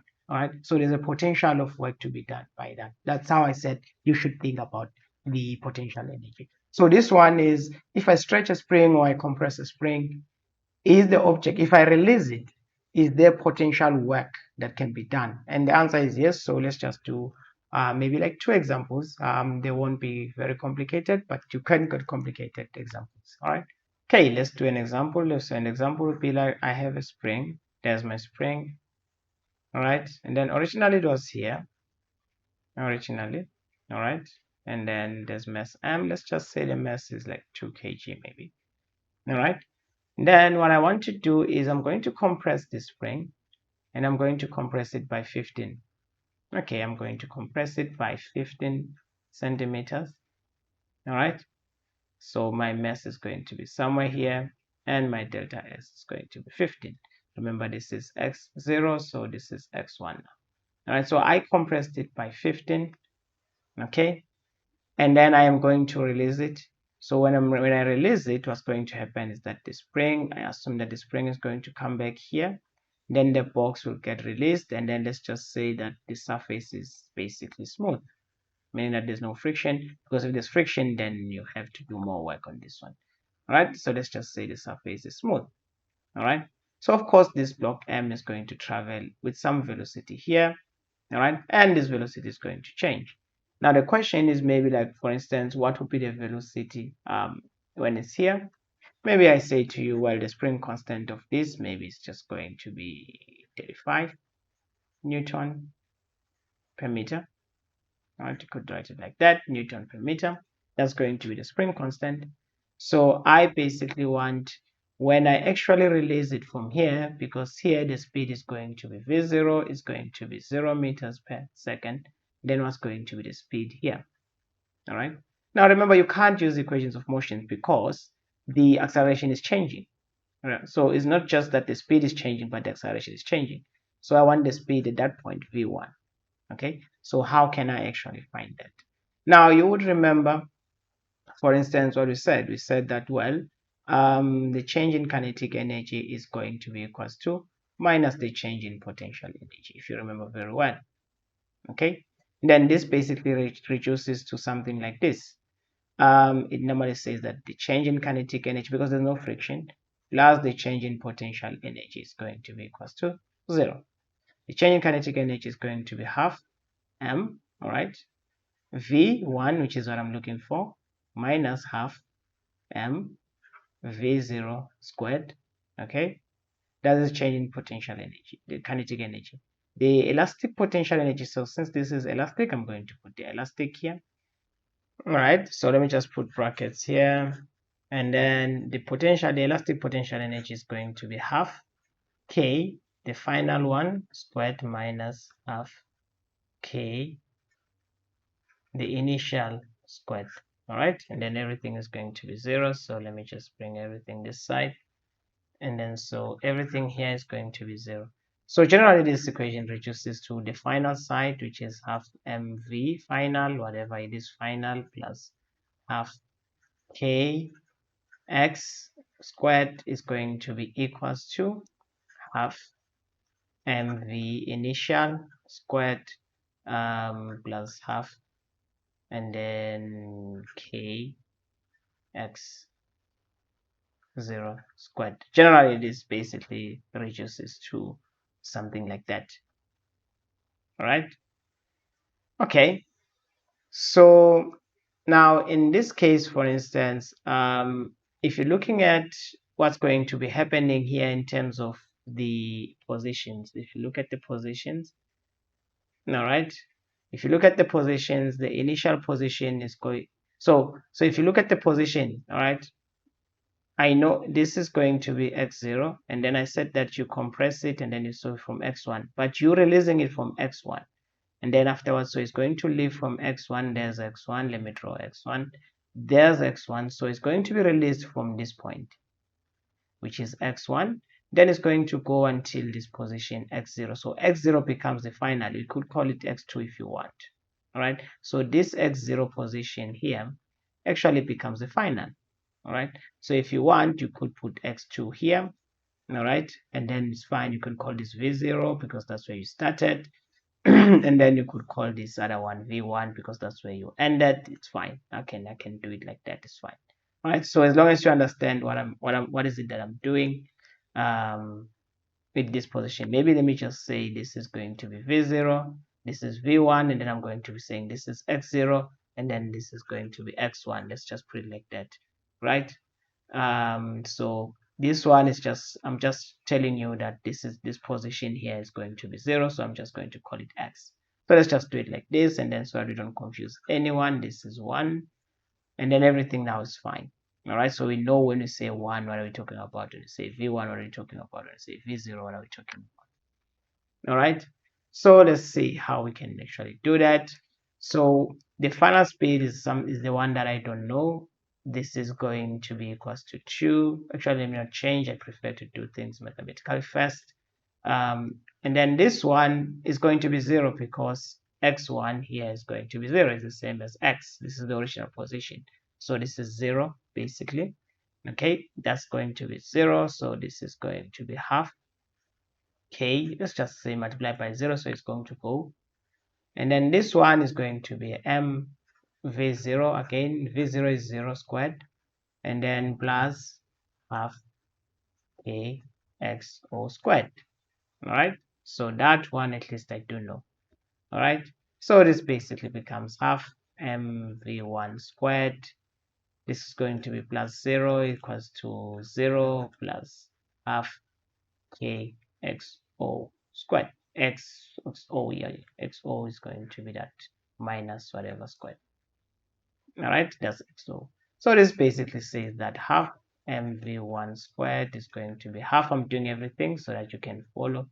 X0 squared, then the halves are going to cancel, then I still have m, then basically my v1 is going to be equals to a over m, right, x0 squared, then I put everything under the square root. Okay, so since it's going to move into the right, I'm going to choose the positive one. Remember, when you do a square root, you always say plus minus, so I'm going to do the positive one. So this one is just going to be 35 divided by 2 multiplied by, remember it's you could say minus 15, but I'm just going to put 15 squared. All right, because in reality this is minus 15, but it's fine, since you're squaring it you can just say 15. So that's going to be my v1. Okay, sorry, I just nearly made a mistake. Remember, our delta x is 15 centimeters. So this 15 centimeters divided by that, by 100 is just going to be 0.15. So I'm going to erase that. And then this is going to be 0.15 squared. All right, so basically my final velocity is going to be 0.62 meters per second. All right, so that's one way you could find this. Another example that you could actually use similar to this, and then it's just going to introduce just want something that is going to involve potential energy. So you're going to have two potential energies on this one. Okay, so let's look at another example. So another example is I have a spring. Okay, that spring has a mass m. All right, so I'm going to say the mass is going to be equals to 1.5 kilograms, and let's just say the spring constant is very big, like 5,000. Okay, let's just say it's going to be 5,000. And then what I'm going to do is someone you press it and then you leave it. Then the person who's holding the mass releases the mass. So when they release the mass actually goes until the spring reaches the equilibrium position. There's the mass m. What happens when the spring reaches the equilibrium position? The mass gets released. So the spring is going, I don't know why it's doing that. So the spring is going to be somewhere here, and the mass will be released, and then the mass is going to reach some height. Okay, so the height is going to be something from here. All right, so that's going to be the height. Let's call it delta y. Okay, so which means that this is going to be y2. Then the distance here, this is going to be y1. Then the distance here, this is going to be y0. Here it will start at rest, so it will start at rest meters per second, and we know here, since it's going to be the maximum height, therefore v2 is going to be 0 meters per second. Here, I don't know the velocity, but it's going to have some velocity because when you release the spring has an elastic potential energy. It transfers that the elastic potential energy from point A to point B. Then all of that elastic potential energy and the potential gravitational potential energy is then transferred to the mass. Then the mass actually is propelled up and then it reaches point C. All right. So I'm going to approach it in two ways. So the first part is I'm going to call it method 1. Then I'm going to call it method section 2 basically. So this one will be from A to B. This one will be from B to C basically. That's what I want to track. So let's look at method 1. I'm tracking from A to B. What do I have? Well, initially here, what I have is I do have the kinetic energy, which is 0, of course, and then plus there's a gravitational potential energy because there's distance y. Remember, as long as there's y, and what I'm going to do is I'm going to take my reference point here. So if I take my reference point here, it means that this y1 is going to be 0 meters. So anything below that is going to be negative. Anything above that is going to be positive. So I do have a negative gravitational energy, potential energy, which is going to be mg, y0. And then I'm going to have plus half k y0 squared. This is going to be equals to what happens at point B. At point B, I'm going to have the kinetic energy. And then I'm going to have the potential energy, which is going to be 0, I know. But then when you first write it, this is an important step. You must always write this step. And then this is going to be half k y1 squared. Right, let's substitute. Now v0 is 0, so this is going to be 0 plus mgy0 plus half k y0 squared. This is half mv1 squared plus this is going to be 0 because y1 is 0, 0. This one is y1 is 0, this is going to be 0. So eventually you have half mv1 squared is equals to mgy0 plus half k y0 squared. All right, you could solve for sorry, you could solve for v1. When you solve for v1, this is going to be the square root of. All right, so it's going to shoot up, so it's going to be positive. So when you say plus minus, you're not going to take the minus, you're only going to take the positive. Basically, that's what you're going to do. All right, so you're going to take the positive, and then what you do then is just basically solve for v1. When you solve for v1, you'll find that this is going to be k y0 squared plus 2 mg y0. Then this is going to be over m. That's basically what you end up with. All right, so and then you're going to find the speed there. So because that's the only thing that you didn't know in that equation, so find whatever it is that you don't know, find it. Okay, so that is going to be equals to, this is going to be, I said this is 5,000 if I'm not mistaken, and then this one I said is going to be 0,2. Let's check the image.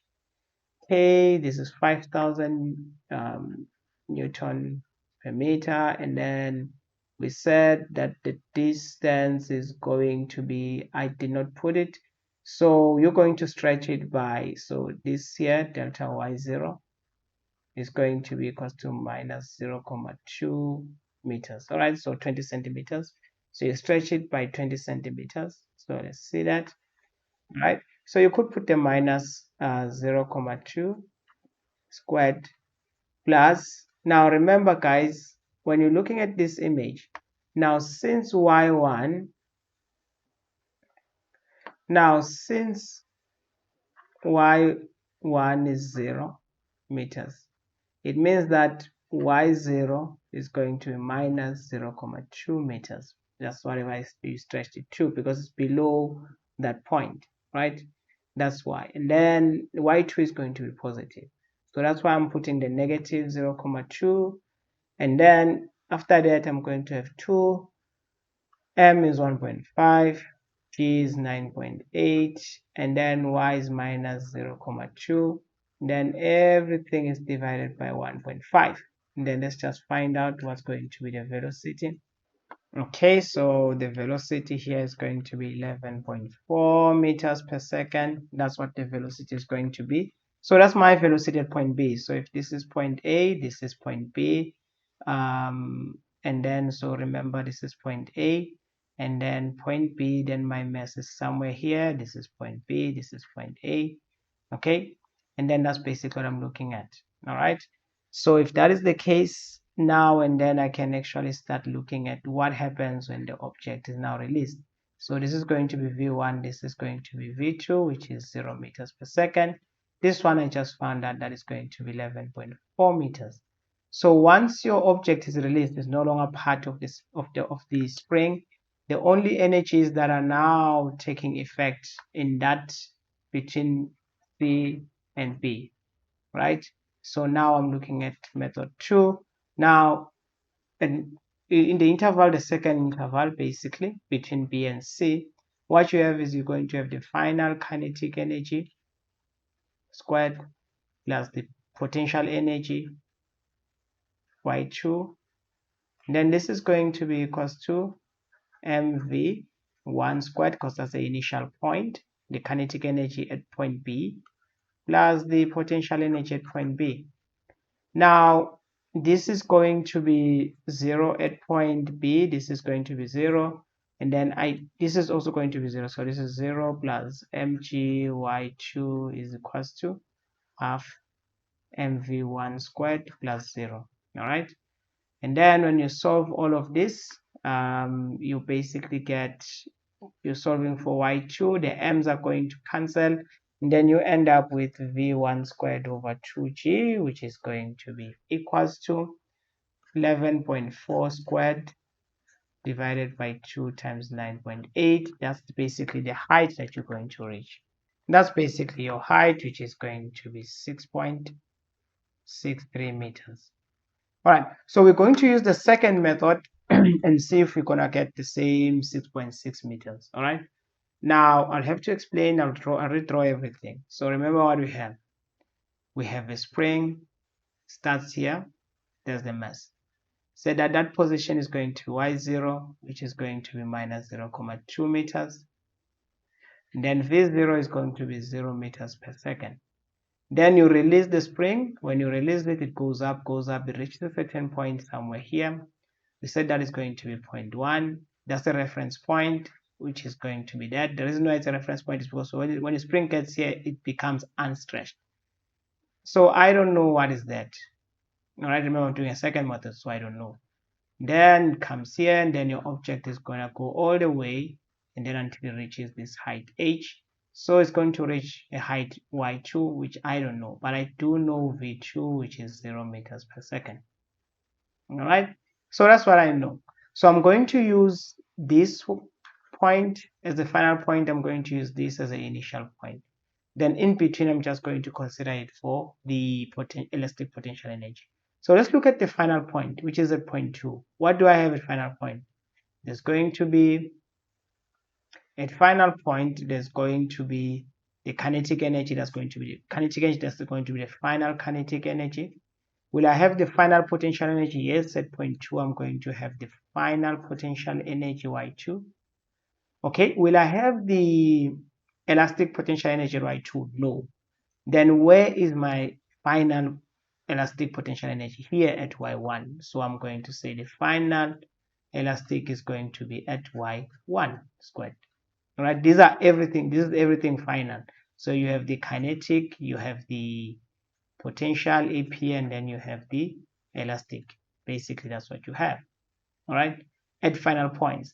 What is going to be the initial of everything?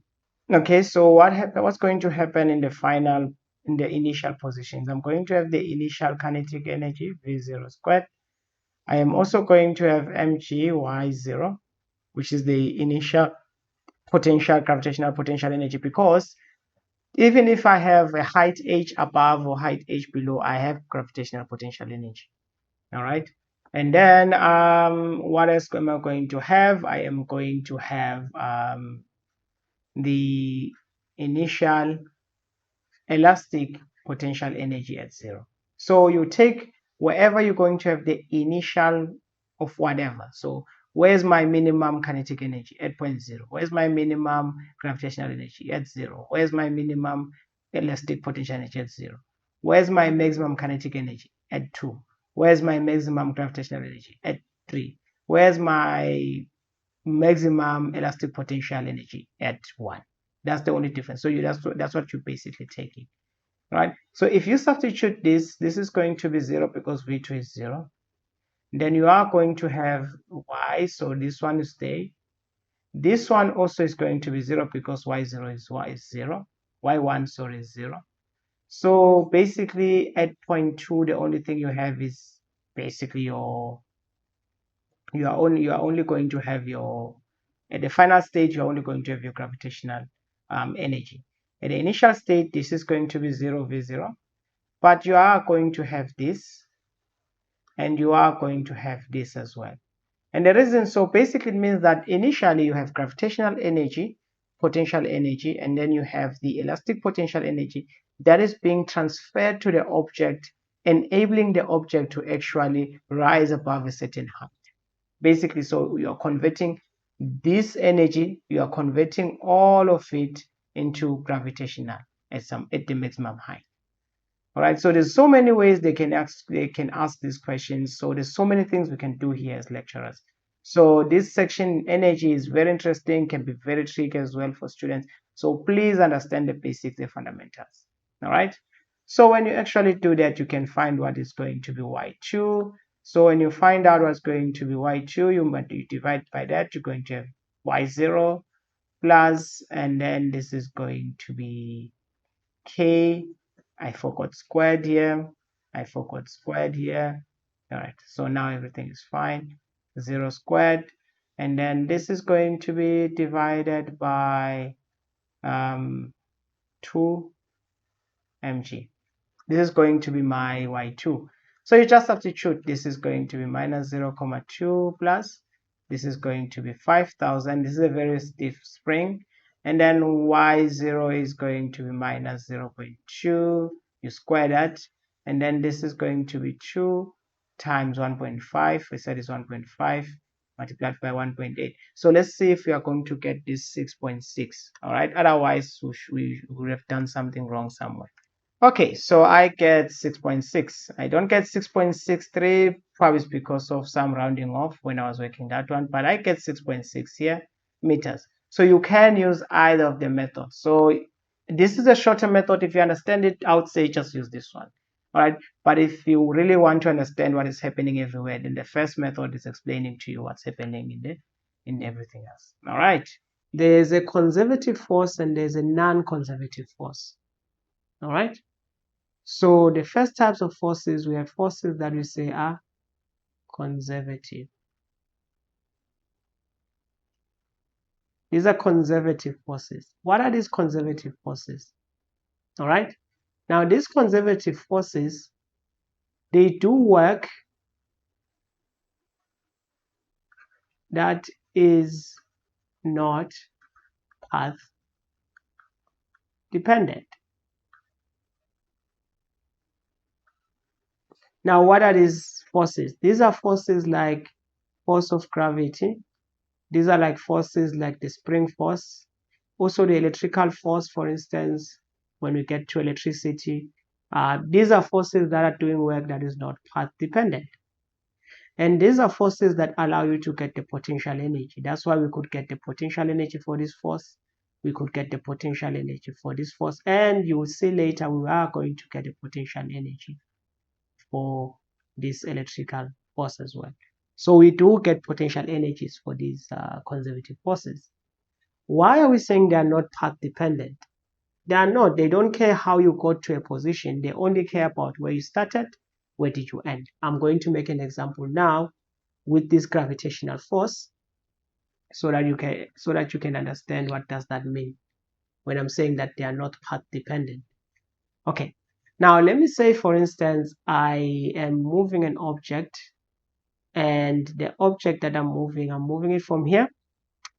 The mass of this object is going to be 2 kg, and this distance is going to be 0, and maybe I'm going to say my change in y is going to be 3 meters. I'm going to make a change in y of 3 meters, which means that my y1 is going to be 3 meters here, and my y0 is going to be 0 meters here. Now the question is, how can I find the change in potential energy? All right, remember, work done by the force of gravity will be minus the change in potential energy, which is minus mg, which is going to be y1, and it's going to be y. So I'm looking for a work done by gravity. All right, so if I'm looking for a work done by gravity, it's going to be y1 minus y0. Okay, so this is going to be 2, 9.8, 3 minus 0, and then so this is 6 multiplied by 9.8. It's going to be close to 30. It's 20. So not 30. Why am I saying 30? All right, it's going to be close to 60. So this is 58 point something. 58.8 joules. That's how much energy. All right. Now this is when I just went from down and then I just went up. Now, how about if I cover the same height, but I don't get there the same way?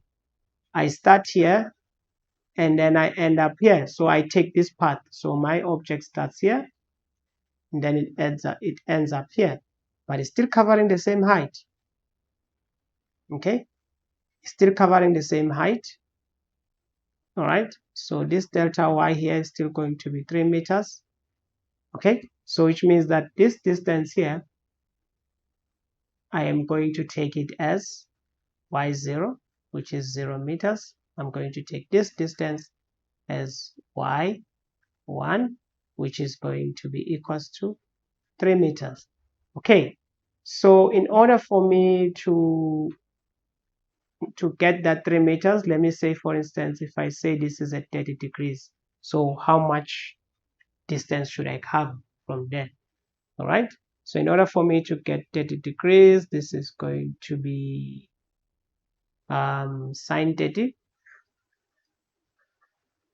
is going to be equals to the opposite, which is delta y, divided by this delta s. And this is what I mean when I say delta s. It's going to cover this distance here. All right, and this distance I'll call it delta s. So this is going to be delta s. So which means that my delta s is going to be equals to delta y divided by sine of 30 degrees, which is going to be equals to 3 divided by sine of 30 degrees, and this is going to be 6 meters. All right, 6 meters. Let me see. Let me just verify that is going to be 6 meters. 3 divided by sine 30. What's happening? Yeah, it's going to be 6 meters. All right, so this distance here is going to be 6 meters. All right, so so I found work done when it was just moving from up down. So I'm going to find the work done when it's moving these 6 meters. All right, and see if I'm going to find the same amount of work. It's still the same mass, still the mass is still the same mass, it's still the 2 kg mass, but now it is moving up like that. So now how can I find the work done by gravity in that case? All right, so for this case, I'm going to find the work done by gravity. Okay, so what do I know? My delta S is moving that way. This is how my delta S, and I'm showing you how you can also find work done. And then my force of gravity is going this way. This is my force of gravity. So the angle theta between the two is this angle here. This is my angle theta. But now how can I find this angle theta here? So if I do my Cartesian plane and if I cut my Cartesian plane here, if I cut my Cartesian here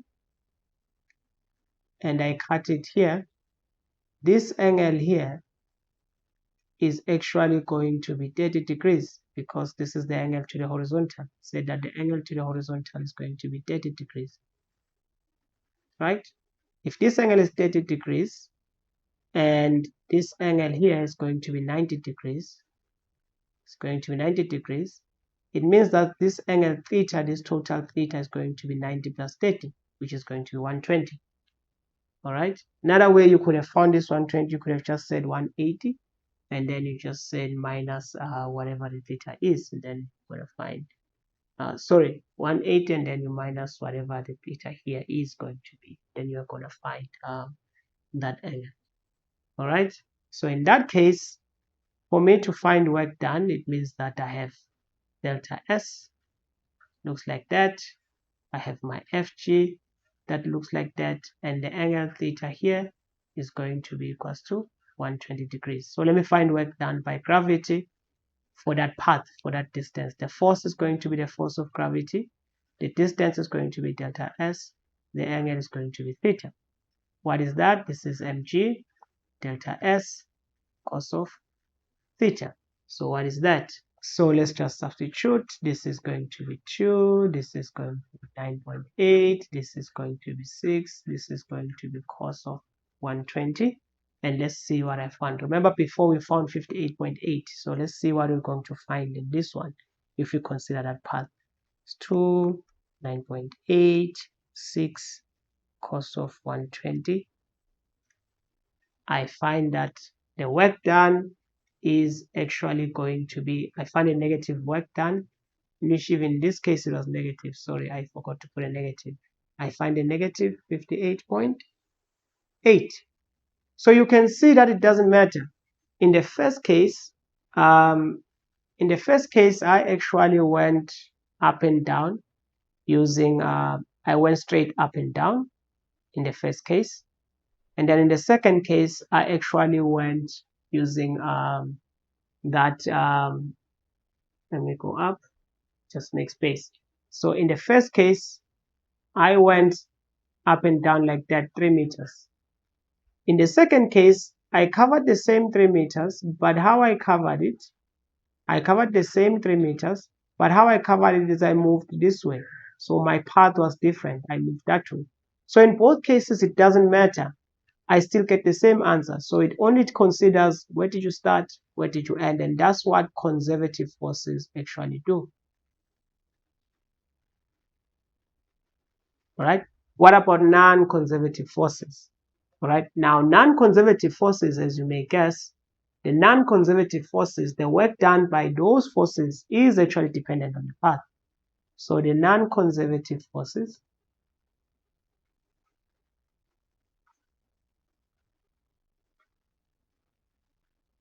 right, work depends on the path.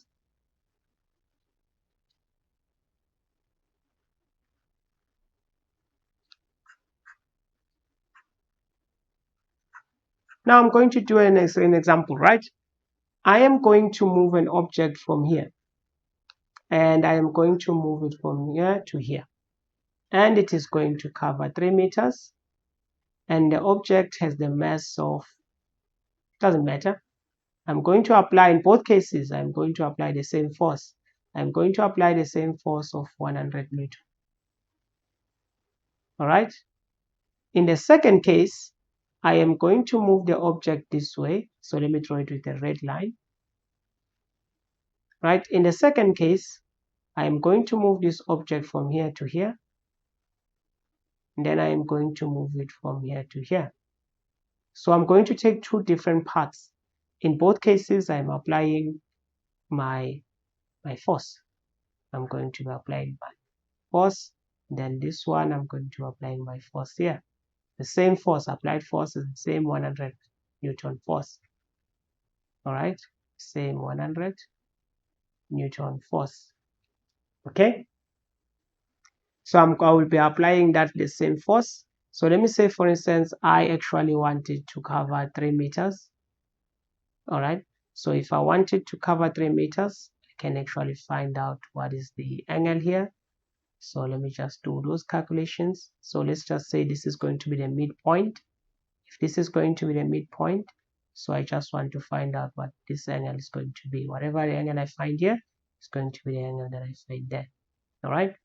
Okay, so I think what I would do is I'll just give it an angle, and then based on that angle I can just find the distance basically. All right, so let me just give it an angle of 30 degrees, so which means that this is going to be 30 degrees, and which means that this force here is going to be 60 degrees here.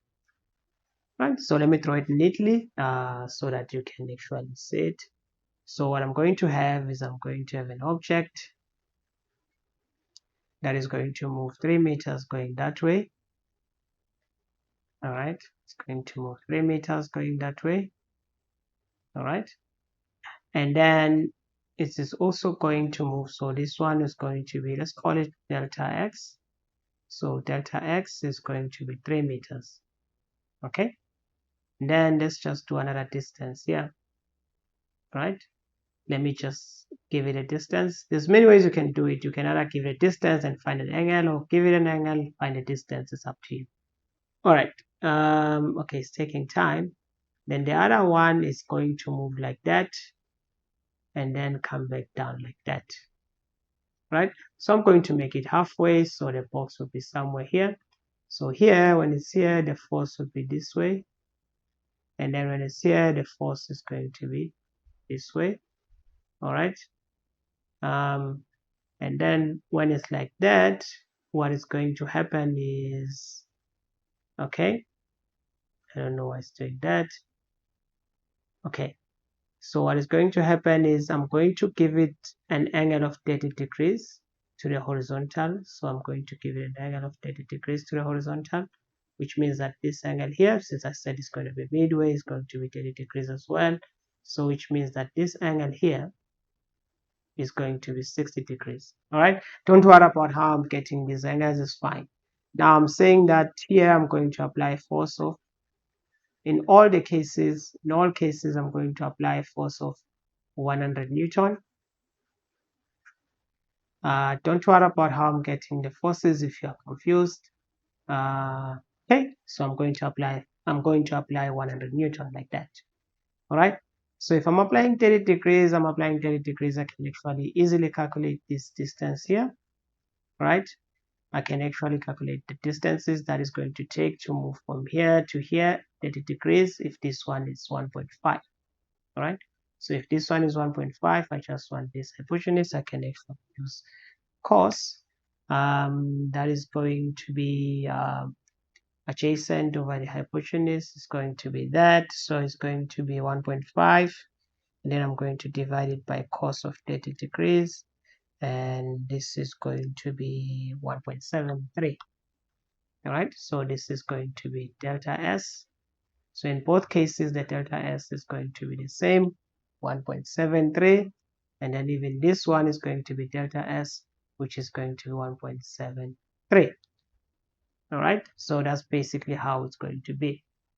Okay, now so basically it's going to go that way, this side. So this is from A to B, and then from B to C. So the path, so I'm gonna find path from B to C. I'm gonna find path from A to B, work done from B to C. I'm also going to find work done from A to C. All right, and then we are going to compare all of that. Okay, all right, so in all of the cases I want to know how much work will be done from A to C if I just go straight from A to C, how much work will be done from A to C if I start that by going from A to B and then from B to C. That's basically what I want to do. All right, so let's just find the work done from A to C. The work done by that force from A to C is going to be the applied force, delta x, because the distance that will be covered will be delta x, and then cos of theta, and then theta is going to be 0. So Fa is going to be 100, delta S is going to be 3, and then cos of 0 degrees. Now hopefully you now know how everything is going to work.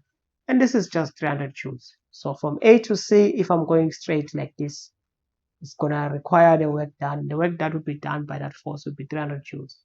Now let's find out how I'm going to go from A to C, but I'm going to first find the work done from A to B plus the work done from B to C. right? So I have to first go this way and then go this way.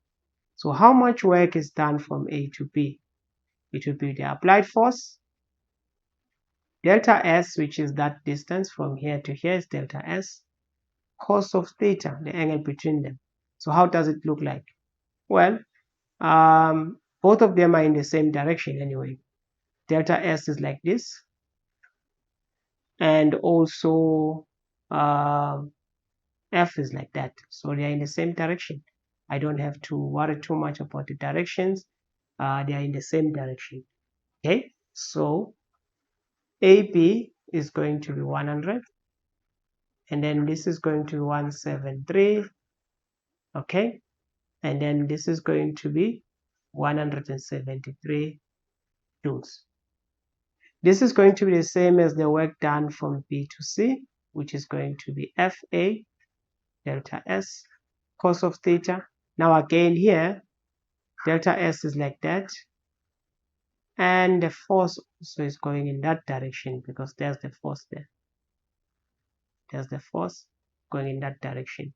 So even here, FA is going in that direction, so it's going to be 0. So which means that this is going to be 173 joules as well. Now, what is going to be the total work done if I go through that path? Okay, so I don't know, I don't want to decrease, I don't want to zoom it in. So I'm trying to make space. So which means this one is going to be 173 plus 173, which is going to be equals to 346, I think. All right, so this is 346 joules. All right, so you can see that if you just go from A to B straight, you only do 300 joules of work. But if you go this way and then you come back that way, you are doing 346 joules of work. So that's the difference between conservative forces, work done by conservative forces, and work done by non-conservative forces. All right, so now you know the two things. Now I'm going to do the equations now that are important. Remember we said work net is going to be equal to change in K. All right, so that's fine. Okay, so this work net, right, we are now going to change it. It's always going to be given by work done by conservative forces plus work done by non-conservative forces, if there are other forces, and then this is going to be equal to change in K. For instance, in the case whereby you have a ball that you are throwing up and down and then there is no friction, what is happening is that there is work done by conservative forces, but the work done by non-conservative forces is 0, and then you are getting delta K. That is why work done by conservative forces is equal to that. But what is the conservative force in that case? It is work done by gravity, which is equal to this. Okay, and the work done by gravity is minus EP equals to K. So that is how you actually got that equation that said that 0 is going to be equals to EP plus delta K, because there was no work done by non-conservative forces. But if, for instance, I said there is friction, then you couldn't do this. This would be incorrect. If, for instance, there is friction, so that's why I kept saying that this is true if there is no friction. If there was friction, then you can't. You will have to use this equation. And you have your work done by non-conservative force, which is friction in this case, it is going to exist. All right. So let me summarize what are conservative forces and what are non-conservative forces. And then I'm going to do an example, which is the last example that we're going to do in this chapter. And we are going to cover, and we are just going to use that equation that we've just derived. All right. So conservative forces,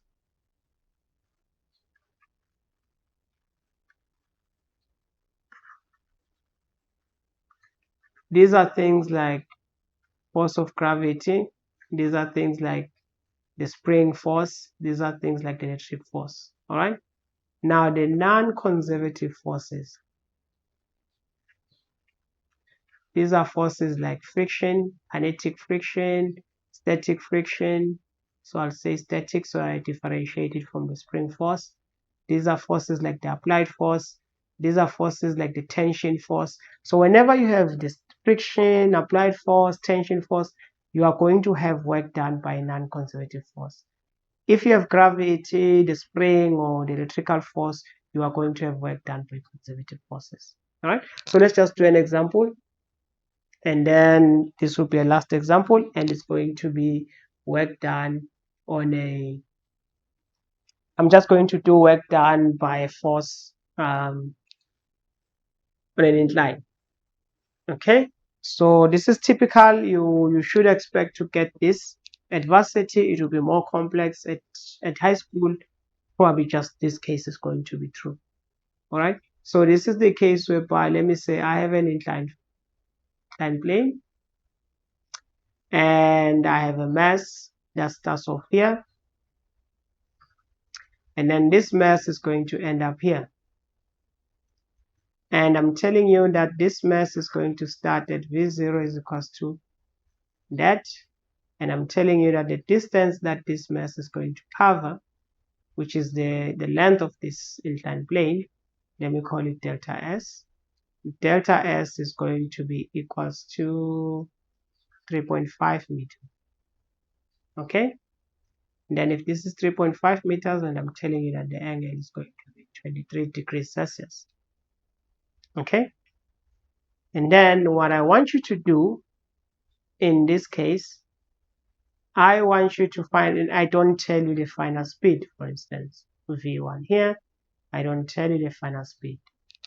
Then I'm giving you the mass. I'm telling you that the mass of this thing is going to be 2 kg, right? So you're going to have a 2 kg object sliding down a plane of this 23 degrees Celsius. Is going to start at rest, is going to cover this distance, and then reach that distance. Now I want you to use work energy relations, and I want you to find work done by the kinetic friction, and I tell you that the coefficient of kinetic friction is going to be 0.23. Okay, I want you to find work done by the kinetic friction. I want you to find work done by gravity, and I want you to find work done by, let me say I apply force as well. I apply a force of 50 Newton. So I want you to find work done by the applied force, and then I want you to find work net, and then I also want you to find the final speed V1. Okay, so that's basically what I want you to do in this problem. So number A, we're going to find that. This is number A. Number B, we're going to find the work done by gravity. Number C, we're going to find the work done by the applied force. Number D, we're going to find the work net. Then number E, we're going to find the speed. All right, so how can we go about doing that? Right, so we're going to have to do a combination here. Okay, now let's start with the forces, right? According to Newton's 2, number A, they want us to find the work done by the coefficient kinetic friction, and that is given by the kinetic, the force of kinetic, the frictional kinetic frictional force, and then this is going to be delta S, which is the distance that is going to be traveled, cos of theta between the two. So now let's look at this. All right, so what's going to happen? My object is going to slide down. Okay, so since my object is going to slide down, the kinetic friction is going to be in this direction. Then this is the force of gravity. Then this is my normal force. All right, and then this is my applied force. And this object is also going to slide down and eventually end up somewhere here. So this one that is going to be my delta S. Delta S is going to be in that direction. I did not draw the length of delta S, I just draw the direction of it. Okay, so this is how everything looks like. So if I can break this down here, this is going to be F perpendicular, and then this is going to be F parallel. Okay, and then this angle here since I said that this angle is going to be 23 degrees, means that this angle here is going to be 23 degrees. All right, I'm not going to be, I won't really use this F perpendicular and F parallel when I'm actually finding the force of gravity. I'm going to find it. You can use it if you want, but then if you don't want as well, you don't have to use it. Okay. All right. So this is good. This is how you can find it. Okay. So from this one, we know that the force, the normal force, will always be given by mg cos of theta, in this case cos of 23 degrees. All right, so this we know. I don't have to do this again because I've done it in the previous chapter. If you don't understand how I got this, go to the previous chapter. All right, and I also know that my kinetic friction is going to be, my frictional force is going to be mu k, and then this is Fn. So this is going to be mu k mg cos of 23 degrees. Okay, this is what is going to be my frictional force. All right, so there I'm going to have that my work done by the frictional force is going to be mu k, which is that mg cos of 23 degrees, and then cos of theta. Now what is this theta? Now let's look at it. Now I have my object is like this. Okay, mu k is going that way.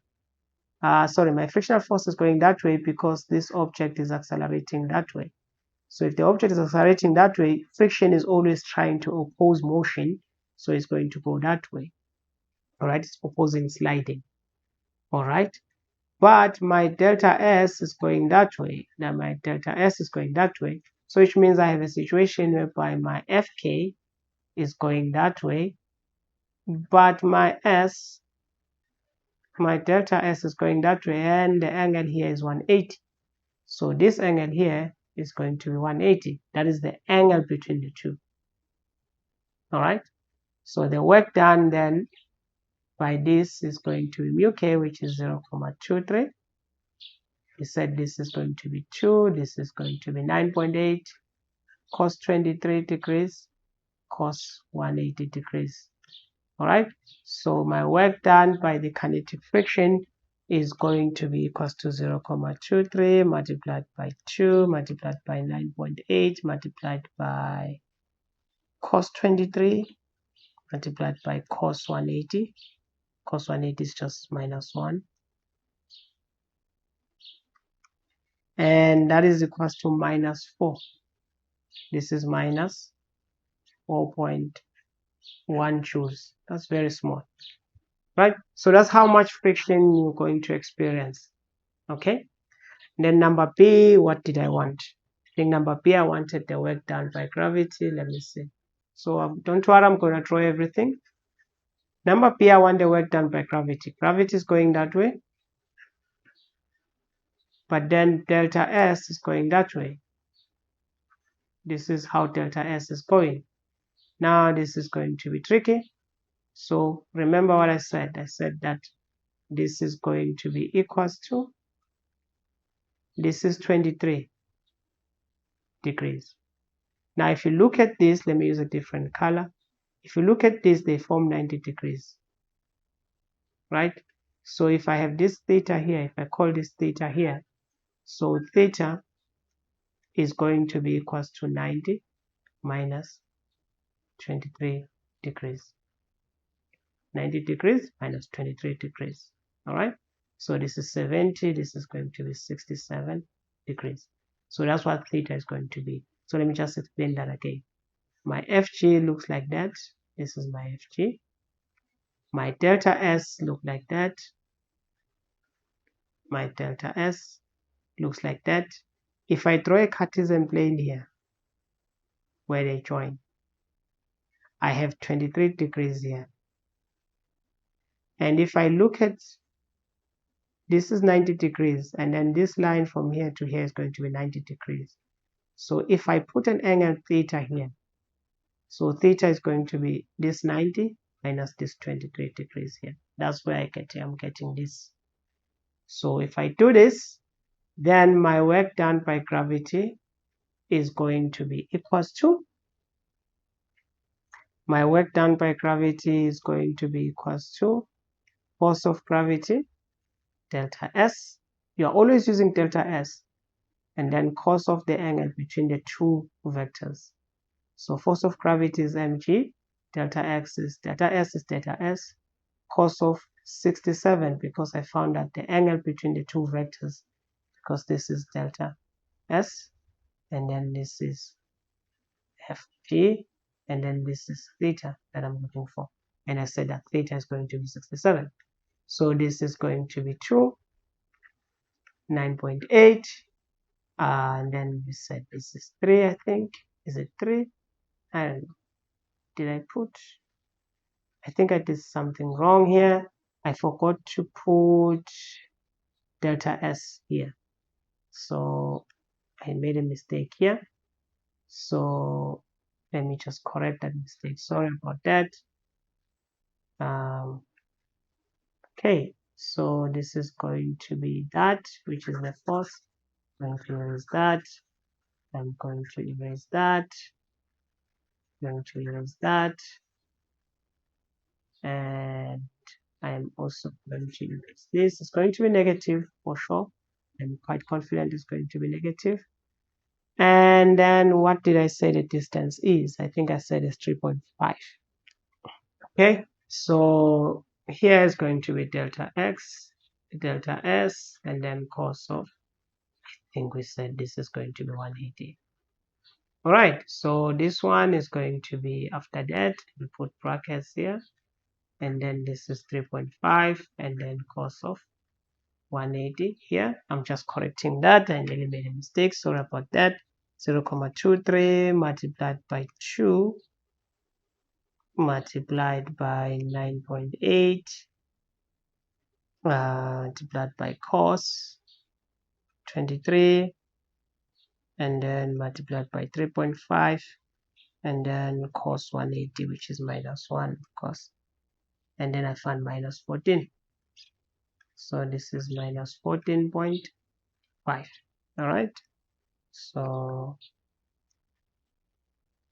yeah, okay, so this is that choose. Right, sorry about that, I nearly made a mistake here. All right, and then afterwards I'm going to now do that one whereby I have it as 3.5, and now know it's 3.5. So this is going to be 3.5. Change the color, take it back to blue. 3.5. all right, and then this is cos of 67. I'm going to show you another way you can find the force of gravity. Right, there's many ways you can find the force of gravity. I'm going to show you another way you can find the force of gravity. There's just too many ways you can find it. All right, then this is going to be equals to 2 multiplied by 9.8 multiplied by 3.5 multiplied by cos of 67. So this one is 26.8 joules. All right, and this one is positive because it's in the same direction. So another way you can find this work is, if you think of this, right, you have delta x like this, delta s, then you have a force of gravity that is going down like that. There's the force of gravity.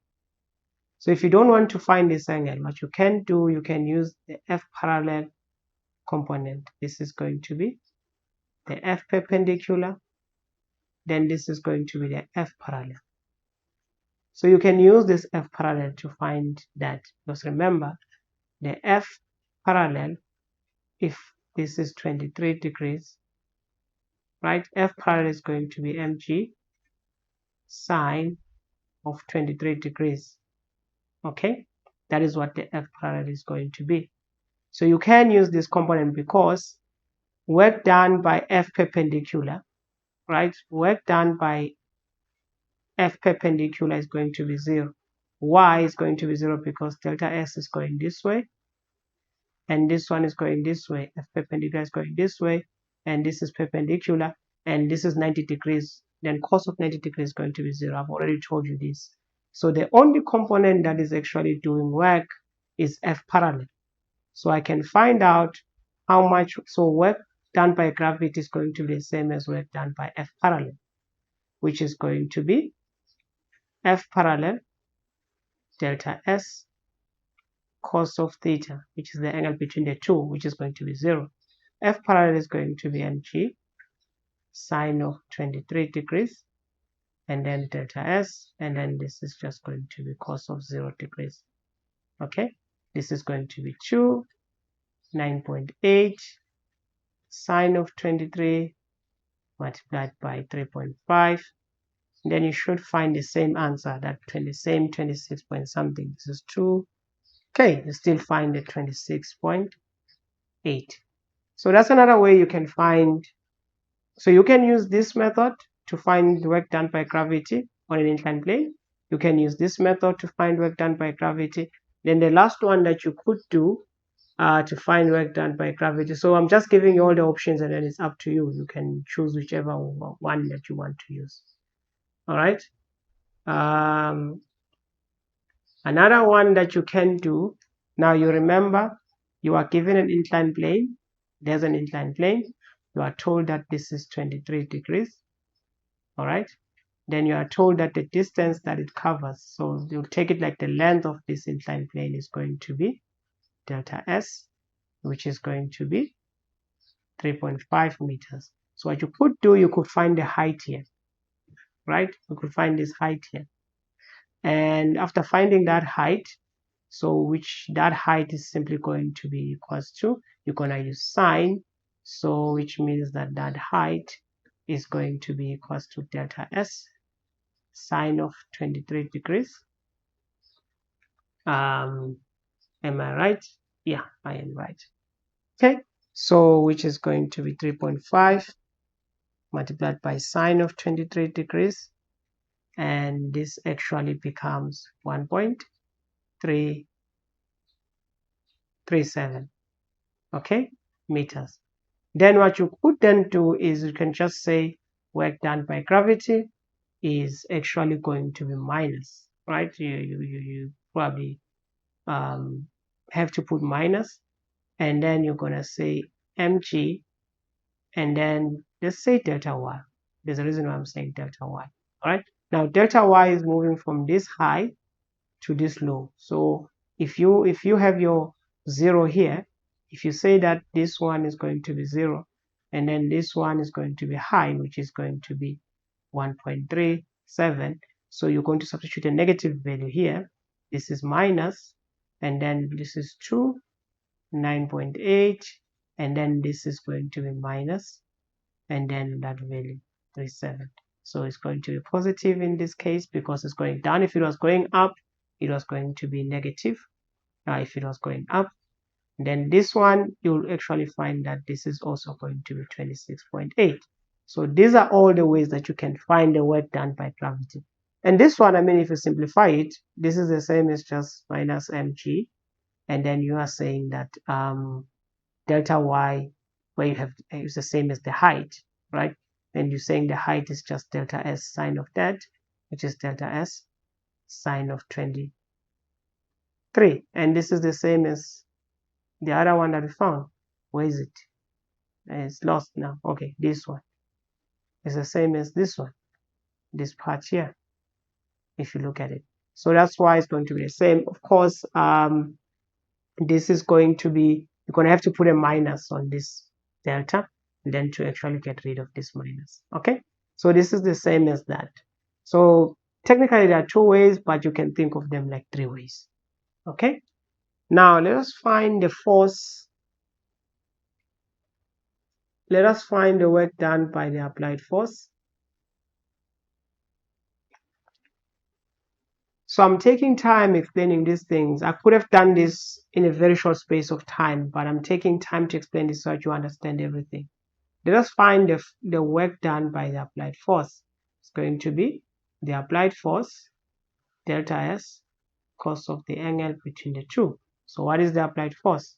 Well, the applied force, I have this, and I'm saying that the applied force is going that way. but also delta S is going that way. So they are in the same direction. So the angle theta is going to be equals to 0. So this is going to be 50. This is going to be 3.5. This is going to be cos of 0 degrees. And this is going to be that. So 50 multiplied by 3.5 is 175 joules. All right. So most of the work here is actually being done by this applied force here. And also this gravitational force is also doing positive work as well. So meaning that there's two forces that are adding energy to the mass. Okay. And I think these are all the forces because the work done by the normal force is going to be 0. So we don't even care about it. So if I wanted work net, which is number D now, number D, they say find the work net done.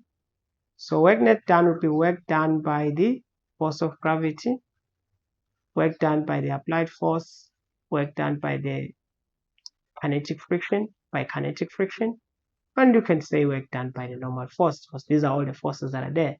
How are these forces? They look like this. This is the gravitational force. This is the normal force. This is the kinetic force, friction, and then this is the applied force. So these are all the forces that are doing work. This one we found it was 26.8. This one was 175. This one was 14 point, I think it was 14.5. This one is going to be 0. Why this one is going to be 0? Because Fn is like this, and delta S is like this, and this is 90 degrees, so it's going to be 0. Okay, so let me just check if Wk is actually equals to that 14.5. So let me just go down. All right. Okay. So I did check. It is actually minus. So I've forgotten the minus. It's going to be minus. So which means that my F net is going to be 26.8 plus 175 minus 14.5.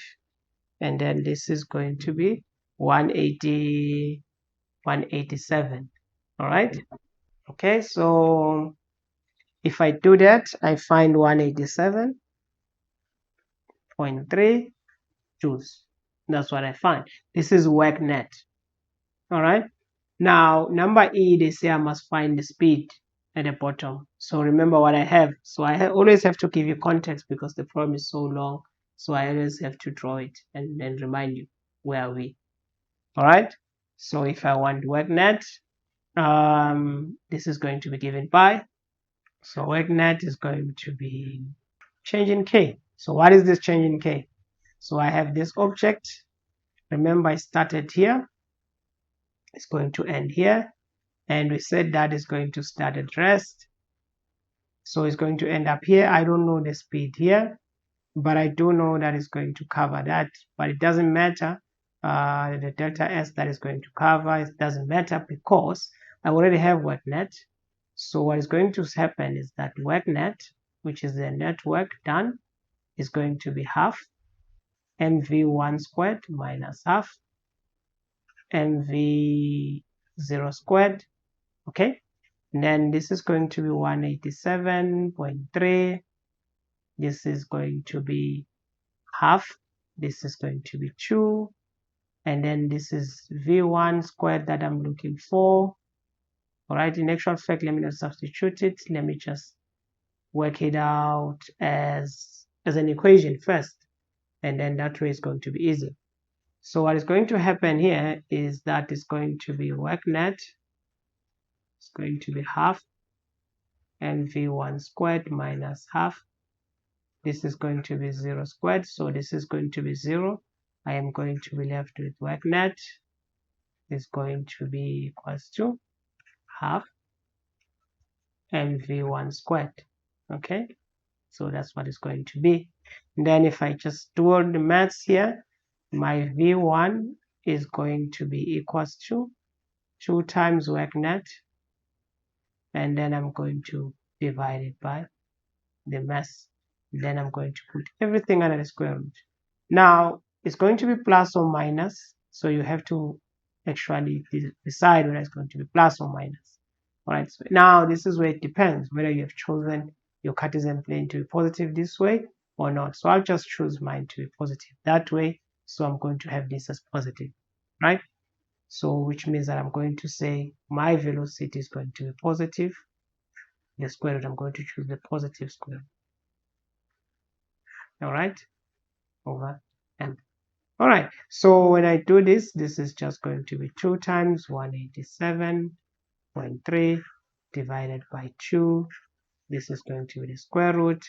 So my velocity v1 is going to be equals to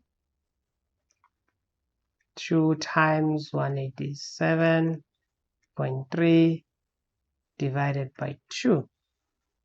And then this is going to be 13.6, 13.7 meters per second.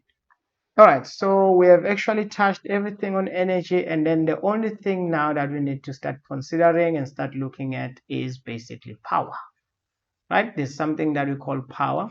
So power basically is just the rate at which you're doing work or the rate at which you're transferring energy, right? So this is just the rate, right? At which you're doing work, at which work is done or energy is transferred, or work is done, or rate at which energy, at which rate at which, I forgot which, somewhere here, rate at which energy is transferred. So it could be lost, it could be transferred, it doesn't, I think, right, double R if I'm not mistaken, transferred. All right, so that's basically it. Okay, all right, so if we are going to define, remember we have work, whatever work is, it could be, this is work, basically cos of theta. Actually, just to have a general, it's just that cos of theta. That's basically the definition of work. So when you talk about the rate, you basically, I mean, if you're doing calculus, you have to differentiate. You have to differentiate it, and then you're going to get power. Basically, that's what power is. All right. So which means that in simpler terms, basically, your power is given by whatever work that is done over the time period.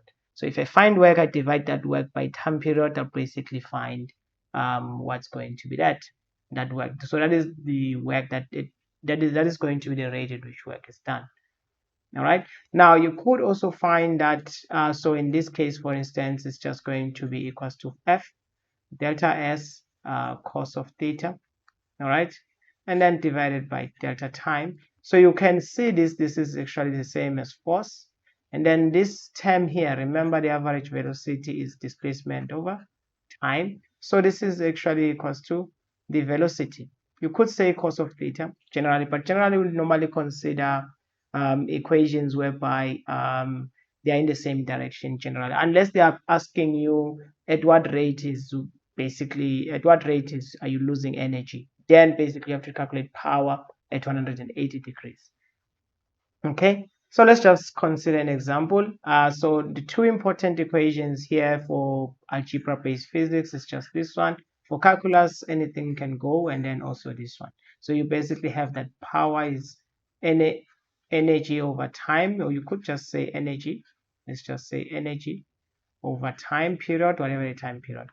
Also, you could say power is just F multiplied by the average velocity, and then you could take the cos of theta as well, right? So you can either use those two equations. All right.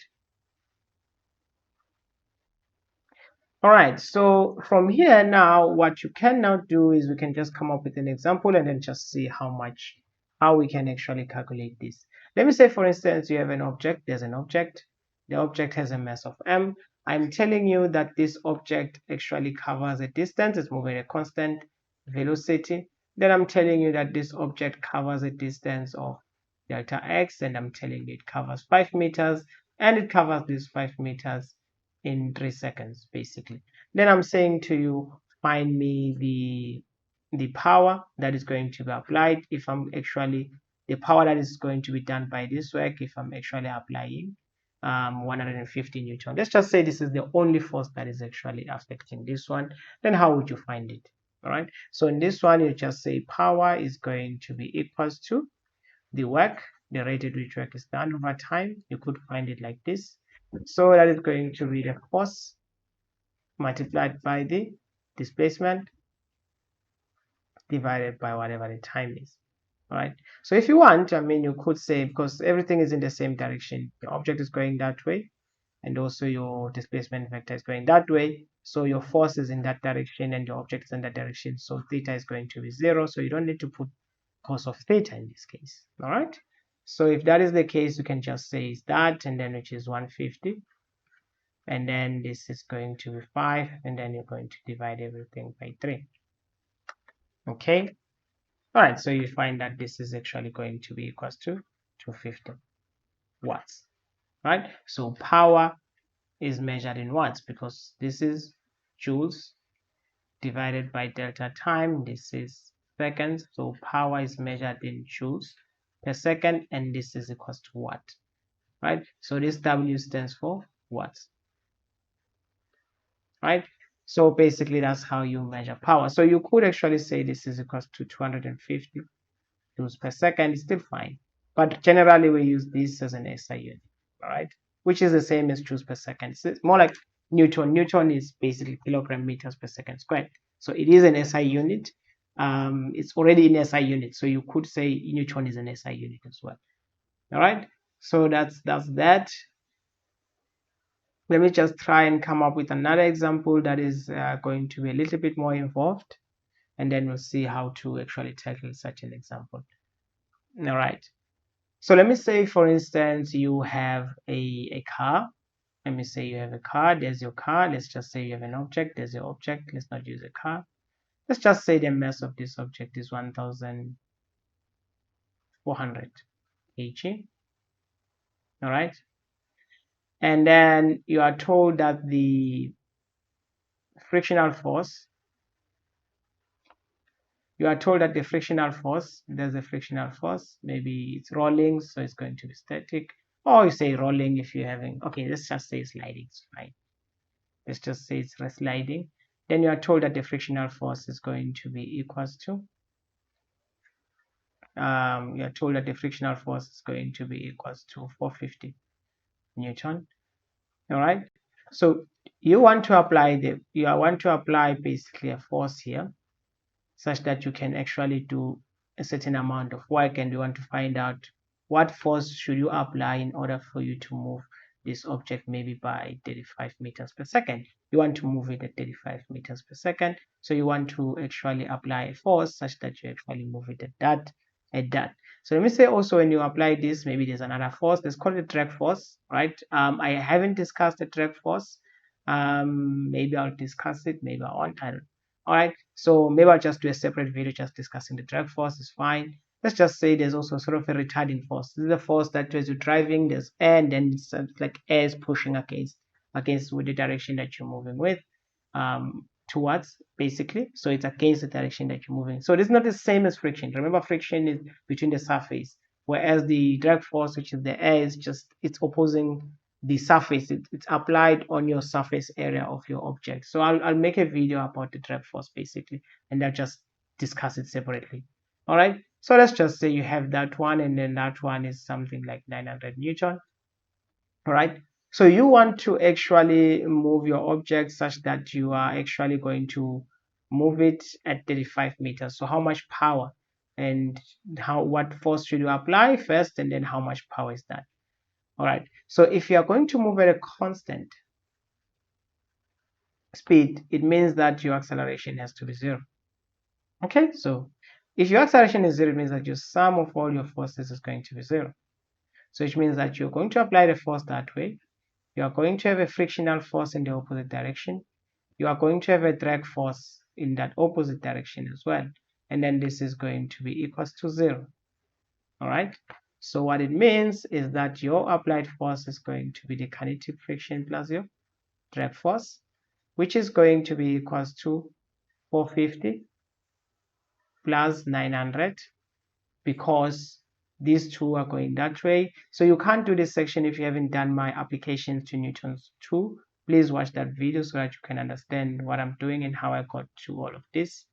All right, so this is basically becomes 900 plus 100 is 1000, so it's 1350 newton. So this is the force that you must apply in order to move it at a constant velocity. So how much power are you going to actually generate in order for you to move it? So the power is going to vary, of course, right? So this force, in order to move it at this speed, is going to generate the power. This is going to be the force multiplied by the velocity. So since cos is 0 because it's going to move this way, right? And I'm going to, the force that is going to result in my object moving, so that has to generate this power, is the force also moving that way. Theta is going to be 0, so I'm just going to have it like this, and then that is going to 1350. I multiply it by 35, and then this is basically going to be equals to 1350 multiplied by 35. So basically this is, you are going to generate 47.3 times 10 to the power 3 watts. So basically 47. So you could also write it like this. So you could also write it and say it's 47.3 kilowatts. All right. Now the question is, same problem, but now I want to accelerate the object. I want the object to accelerate maybe at 3.2 meters per second squared. So what's going to happen now? All right. So it's the same problem, same everything, but I want the object to accelerate. So basically I have a situation whereby I have M here, and then I have the force that I want to apply, and then I'm going to have Fk, which is still 450 Newton. Then I'm going to have F, the drag force, let's just say it's going to be 900 Newton. All right. I'm not sure if the drag force is going to be that much, but anyway, let's just make it that much, it's fine. Okay, then you're basically going to find out, in order for you to accelerate at 3.2 meters per second squared, what should actually happen. All right, so in that case, for instance, you'll have to say now the sum of all my forces is now going to be equals to ma. So remember I said that m is 1800. Okay, so what are the forces? Is going to be F minus Fk minus Fd is going to be equals to ma.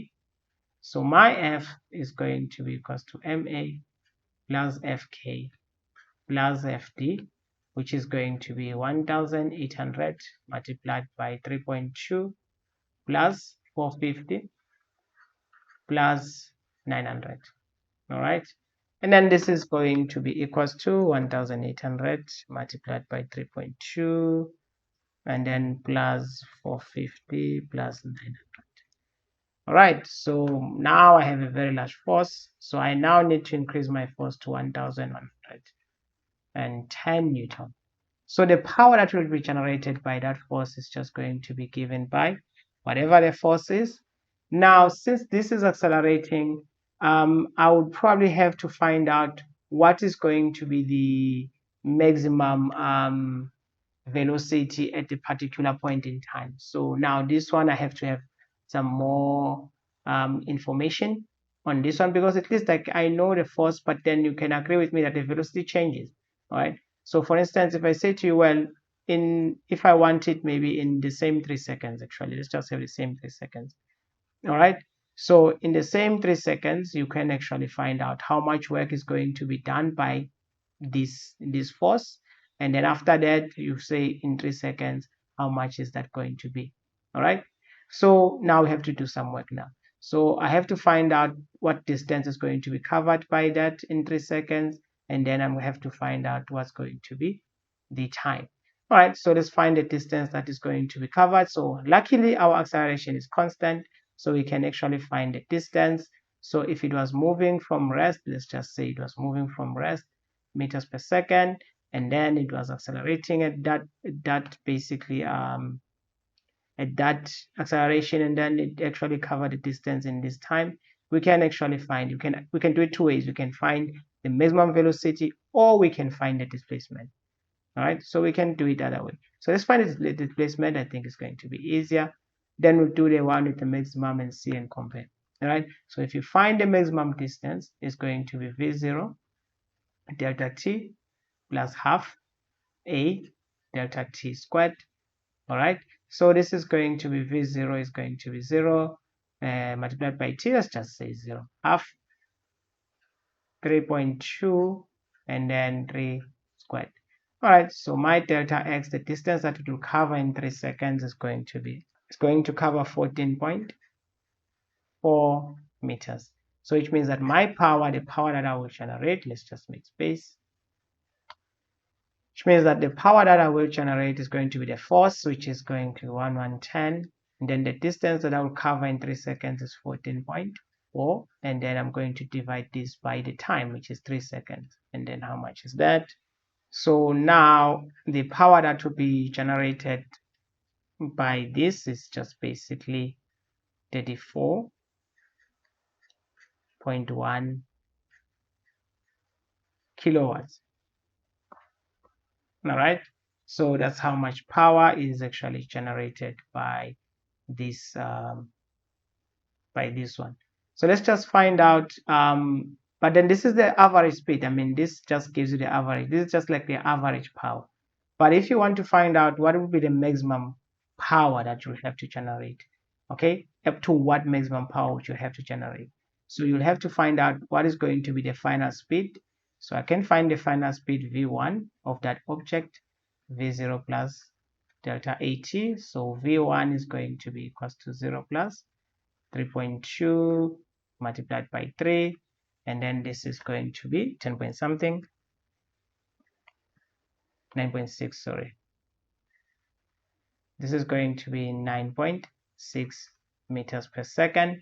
All right, so this is just like the maximum speed that it will reach. So the maximum power that you'll have to generate over that speed is going to be equals to the force multiplied by the speed that you just got, which is the maximum speed.